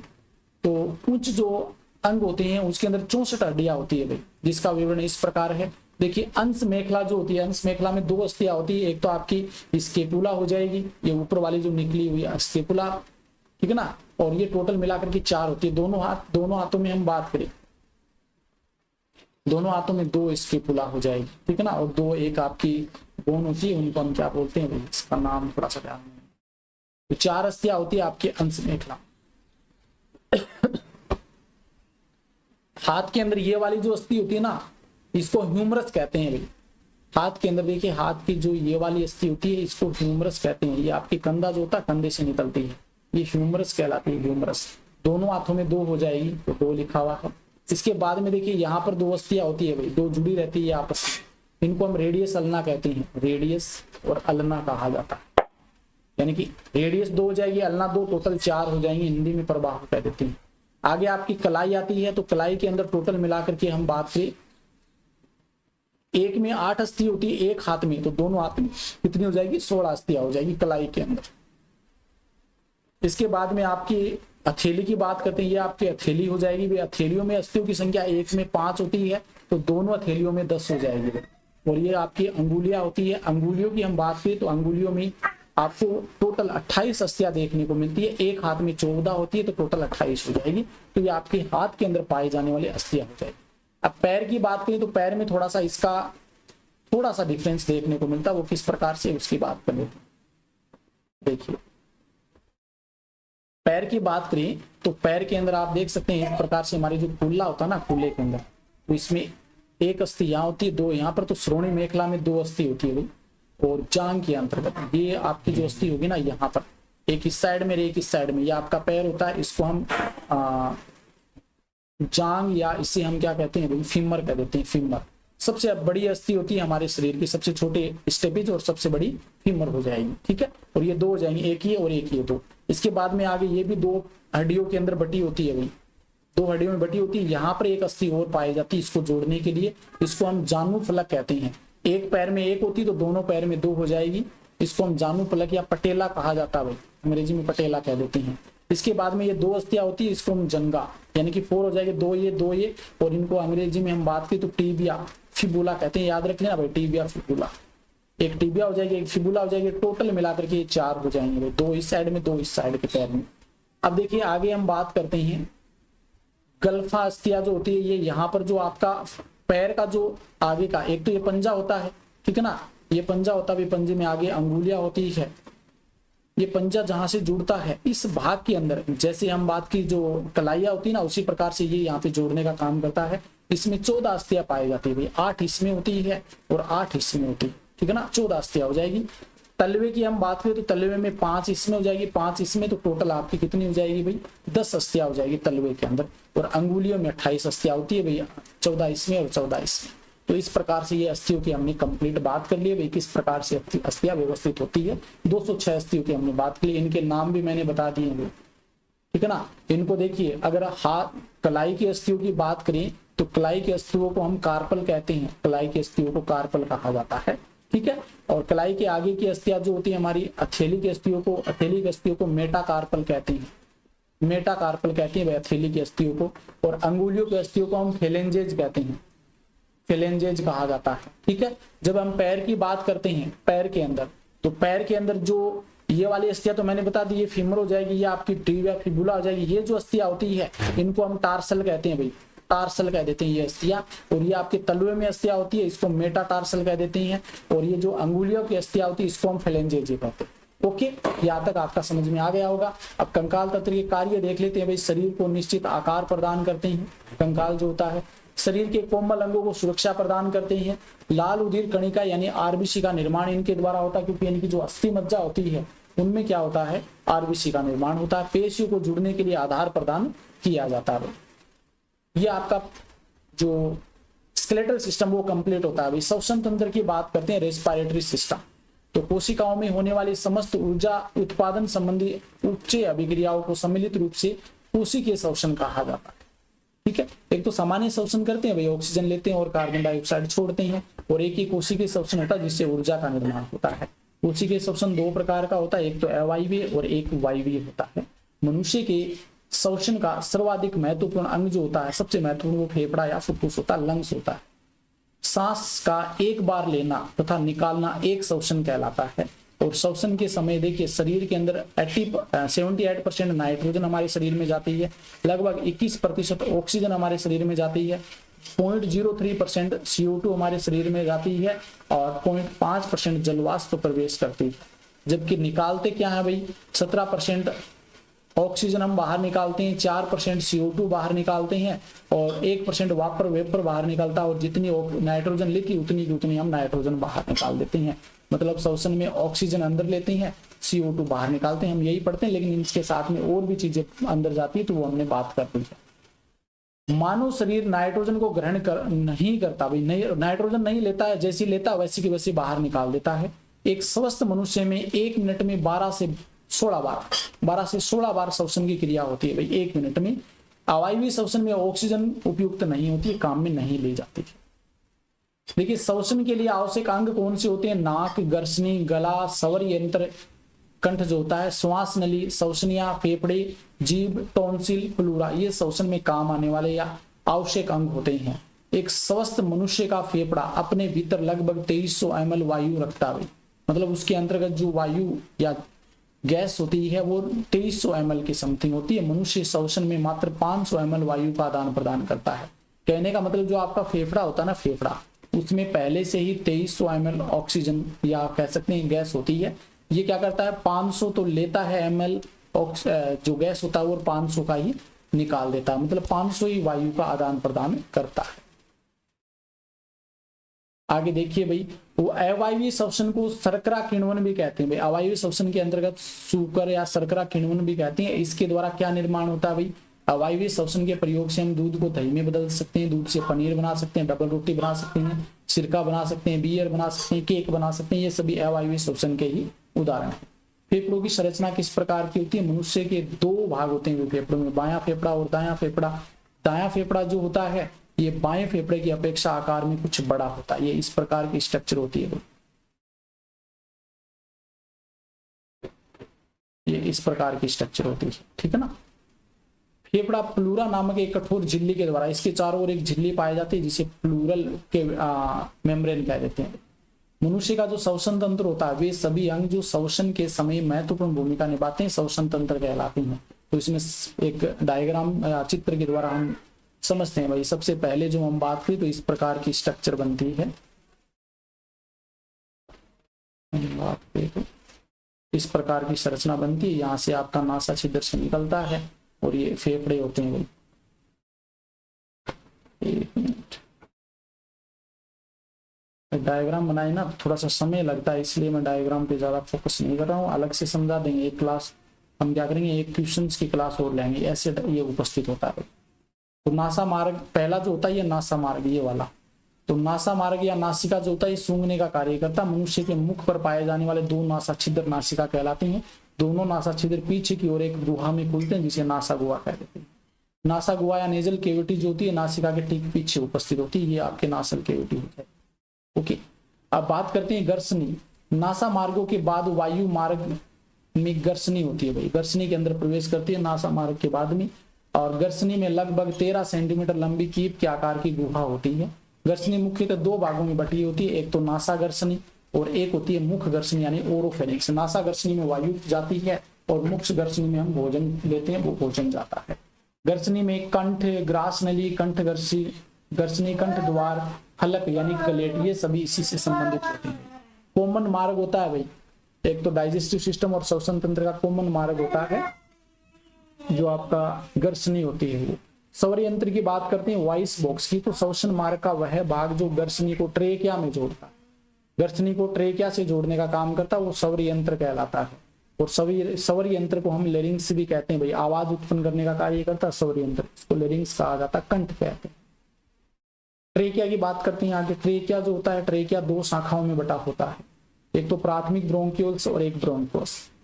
दाई ब्रोंक्यूल्स वो 3 शाखाओं में बंटकर दाएं फेफड़े में चली जाती है, और बाएं ब्रोंक्यूल्स 2 शाखाओं में बंटकर दाएं फेफड़े में चली जाती है। क्योंकि दायां फेफड़ा जो होता है उसको 3 पार्ट्स में बटा होता है और बायां फेफड़ा 2 पार्ट्स में बटा होता है, क्योंकि उसके नीचे हृदय पाया जाता है, इस कारण वो थोड़ा सा ऊपर की ओर होता है। अब श्वसन की क्रिया किस प्रकार से होती है देखिए। जैविक कार्यों हेतु ऐसी ऊर्जा जो हम कार्बनिक भोज्य पदार्थों के ऑक्सीकरण से प्राप्त करते हैं, इस प्रक्रिया को श्वसन कहते हैं भाई। ये प्रोसेस होती है, ग्लूकोज हमने लिया, ऑक्सीजन भी हमने प्राप्त की, दोनों का फिर क्या हो गया, CO2 बन गई और H2 निकल गया, और हमें ऊर्जा चाहिए जो ATP के रूप में हमें ऊर्जा प्राप्त हो गई। श्वसन की प्रक्रिया 4 चरणों में संपन्न होती है। एक तो बाह्य श्वसन होता है एक्सटर्नल रेस्पिरेशन, एक आंतरिक श्वसन इंटरनल रेस्पिरेशन, और एक यहाँ पर हम बात करें एक हो जाएगा आपका गैसों का विनिमय, ट्रांसपोर्ट ऑफ गैसेज, और एक होता है कोशिकीय श्वसन। तो ये चीज तो हम बात कर चुके हैं भाई, गैसों का परिवहन किस प्रकार से होता है। अब हम बात करते हैं कोशिकीय श्वसन के अंतर्गत एक तो क्रेब्स चक्कर आता है और एक आता है ग्लाइकोलाइसिस। दोनों की बात करते हैं, तो पहले हम ग्लाइकोलाइसिस पढ़ना चाहिए अभी पहले, क्योंकि ग्लाइकोलाइसिस पहले आता है। तो ग्लाइकोलाइसिस जो होता है, ये ग्लाइकोलाइसिस को एम्डेन मेयर हाफ पाथवे भी कहते हैं। क्यों कहते हैं भाई, एम्डेन मेयर हाफ ने इसकी खोज की थी। यह प्रक्रिया वायवीय अवायवीय दोनों श्वसन के अंतर्गत देखने को मिलती है। मुख्यतः शर्करा किण्वन, शुगर फर्मेंटेशन कहा जाता है इसे। इस प्रक्रिया में ऑक्सीजन की कोई आवश्यकता नहीं होती है, ऑक्सीजन प्रयोग की आवश्यकता नहीं होती है। एक ग्लूकोज के अणु का ग्लाइकोलाइसिस के विघटन के फलस्वरूप पायरुविक अम्ल में के 2 अणु बनाए जाते हैं। मतलब एक ग्लूकोज का अणु अगर ग्लाइकोलाइसिस होता है तो 2 पायरुविक अम्ल बनते हैं, ठीक है। ग्लाइकोलाइसिस प्रक्रिया को प्रारंभ करने के लिए 2 अणु ATP व्ययी होते हैं, 2 ATP के अणु खर्च होते हैं, किंतु अभिक्रिया के अंत में 4 ATP के अणु का लाभ हो जाता है। क्योंकि इस ग्लाइकोलाइसिस प्रोसेस होती है, इसमें क्या होता है 2 तो ATP अणु खर्च हो जाते हैं, टोटल बनते 10 हैं। 2 ATP अणु खर्च हो जाते हैं और यहाँ पर 4 ATP बनते हैं। और आप सभी को पता भाई NADP भी बनता है, NADPH2 भी बनता है, और एक NADPH से कितने 3 एटीपी अणु बनते हैं, टोटल 2 बनते हैं, तो 6 एटीपी अणु ये हो जाएंगे। 6 4 10, 10 में से 2 गए, मतलब टोटल 8 एटीपी अणु हमें लाभ होता है भाई ग्लाइकोलाइसिस से, और वैसे एटीपी पूछे तो 4 हो जाए। क्रेब्स चक्र की हम बात करें तो क्रेब्स चक्र का वर्णन सर्वप्रथम हेंस क्रेब ने किया। एक यहाँ पर और याद रख लेना, ग्लाइकोलाइसिस ये कोशिका द्रव में होता है। कई बार ये पूछ लिया जाता है कि ग्लाइकोलाइसिस हमारी कोशिका में कहाँ पर होता है, तो कोशिका द्रव के अंतर्गत ये प्रक्रिया होती है, साइटोप्लाज्म में होती है भाई ग्लाइकोलाइसिस। जबकि क्रेब्स साइकिल जो होता है ये माइटोकॉन्ड्रिया में होता है, ये भी याद रख लेना भाई, माइटोकॉन्ड्रिया में संपन्न होता है क्रेब्स साइकिल। तो हेंस क्रेब ने इसकी खोज की थी। क्रेब्स चक्र को साइट्रिक एसिड चक्र भी कह देते हैं, ट्राइकार्बोक्सिलिक एसिड चक्र कहते हैं, क्योंकि इसका प्रथम जो स्थायी उत्पाद होता है वो सिट्रिक एसिड होता है जो 4 कार्बन युक्त होता है। क्रेब्स चक्र जो होता है ये माइटोकॉन्ड्रिया के अंदर विशेष एंजाइम की उपस्थिति में होता है। एडीपी के 2 अणु एटीपी के 2 अणु में बदलता है। देखिए क्रेब्स साइकिल की हम बात करें, इससे कंप्लीट ऑक्सीकरण की हम बात करें तो आपको 30 एटीपी का लाभ होता है, 30 एटीपी का लाभ होता है, ठीक है ना। और ये टोटल मिलाकर के 36 या 38 ये 2 ही ऑप्शन में मिलते हैं। इस प्रकार से एटीपी का लाभ होता है। क्रेब्स चक्र व ग्लाइकोलाइसिस को जोड़ने वाली अभिक्रिया पूछे तो आप याद रख लेना लिंक रिएक्शन होती है। ओके, अब शोषण पदार्थ की बात कर लेते हैं भाई। शोषण पदार्थ मुख्यतः कार्बोहाइड्रेट, वसा व प्रोटीन होता है। कार्बोहाइड्रेट तथा वसा को शोषण का सर्वप्रथम होता है, इनका जो विघटन होगा सर्वप्रथम होगा कार्बोहाइड्रेट व वसा का। कार्बोहाइड्रेट व वसा समाप्त होने पर प्रोटीन का शोषण आरंभ होगा। देखिए एक तो होता है कार्बोहाइड्रेट, एक होती है वसा और एक है प्रोटीन। अगर आपसे क्रम पूछ ले कि सबसे पहले ऑक्सीडेशन किसका हुआ, तो पहले कार्बोहाइड्रेट, फिर वसा, फिर प्रोटीन का। अगर आपसे पूछ ले कि सबसे ज्यादा ऊर्जा किसमें होती है, तो सबसे ज्यादा ऊर्जा जो होती है वो वसा में होती है भाई, 9.1 किलो कैलोरी ऊर्जा होती है। प्रोटीन में 4.9 के समथिंग होती है, इसमें 4.1 के समथिंग होती है। तो सबसे ज्यादा ऊर्जा वसा में, और इनका क्रम यही हो जाएगा भाई, सबसे पहले कार्बोहाइड्रेट, फिर वसा और फिर प्रोटीन, ठीक है। शोषण में कार्बन डाइऑक्साइड रुधिर परिसंचरण में भाग लेती है, रुधिर परिसंचरण के अंतर्गत शामिल हो जाती है। शोषण एक उभयचरी अभिक्रिया है, एम्फीबोलिक यानी कि रिडॉक्स अभिक्रिया होती है। शोषण शरीर के अंदर व्याप्त जैविक पदार्थों का विघटन करती है, जिसके फलस्वरूप ऊर्जा का निर्माण होता है। अन्य महत्वपूर्ण तथ्य है शोषण से संबंधित, तो शोषण मुख्यतः ऊर्जा उत्पादन की एक प्रक्रिया है। एक शोषण के अंतर्गत सांस लेना व सांस बाहर निकालना होता है, इसे हम ब्रीथिंग कर देते हैं। एक शोषण में लगभग 5 सेकंड का समय लगता है। शोषण से प्राप्त ऑक्सीजन का परिसंचरण शरीर में हीमोग्लोबिन के द्वारा होता है, ये इंपोर्टेंट है भाई, हीमोग्लोबिन के द्वारा, यानी कि 4 ऑक्सीजन के अणु है, इनका हीमोग्लोबिन के द्वारा क्या होता है, परिवहन होता है। तो 1 ग्राम हीमोग्लोबिन के साथ लगभग, सॉरी यहाँ पे मैंने गलत बता दिया क्या, एक मिनट बना, देखिए लिखा भी गया है 1 ग्राम हीमोग्लोबिन अपने साथ लगभग 1.34 ml ऑक्सीजन बांधने के लिए सक्षम होता है, इतना परिवहन करता है ऑक्सीजन को जोड़ करके। अर्थात हीमोग्लोबिन का जो एक अणु होता है ये ऑक्सीजन के 4 अणुओं के साथ, यही बताया था मैंने, हीमोग्लोबिन का एक अणु ऑक्सीजन के 4 अणुओं को जोड़ने की क्षमता रखता है। इनका इतना परिवहन करता है भाई, यहाँ से क्वेश्चन बन सकता है, ये कितने अणुओं को, 4 अणुओं को जोड़ता है हीमोग्लोबिन का एक अणु। हीमोग्लोबिन में लोहा धातु पाई जाती है भाई, आयरन उपस्थित होता है, ठीक है। जिन मनुष्यों के अंदर ग्लोबिन प्रोटीन का संश्लेषण नहीं हो पाता है, उनका हृदय ऑक्सीजन का परिवहन नहीं कर पाता है, और इस रोग को थैलेसीमिया कहते हैं। वेरी वेरी इंपॉर्टेंट है भाई, थैलेसीमिया रोग जो होता है ये आनुवांशिक रोग है, ये आगे से आगे फैलने वाला रोग होता है। तो इस प्रकार से भाई हमने सबसे महत्वपूर्ण चीजें हैं वो यहाँ पर डिस्कस कर ली हैं बायोलॉजी से संबंधित भाई। अब बायोलॉजी से संबंधित एक क्लास में आपके लिए, आपके एग्जाम होने से पहले शायद और करवा दूंगा, उसमें हम कंप्लीट चैप्टर से एमसीक्यूज करवाऊंगा भाई। अगर इस क्लास को अच्छे से आपने सपोर्ट किया तो आगे वाली क्लास भी जल्दी आपको मिलने वाली है, और वो भी आपको एक बार हमने देख लिया आधे घंटे की, तो बायोलॉजी के सभी क्वेश्चन आपके सही हो जाएंगे। आज के लिए इतना ही, धन्यवाद, थैंक यू।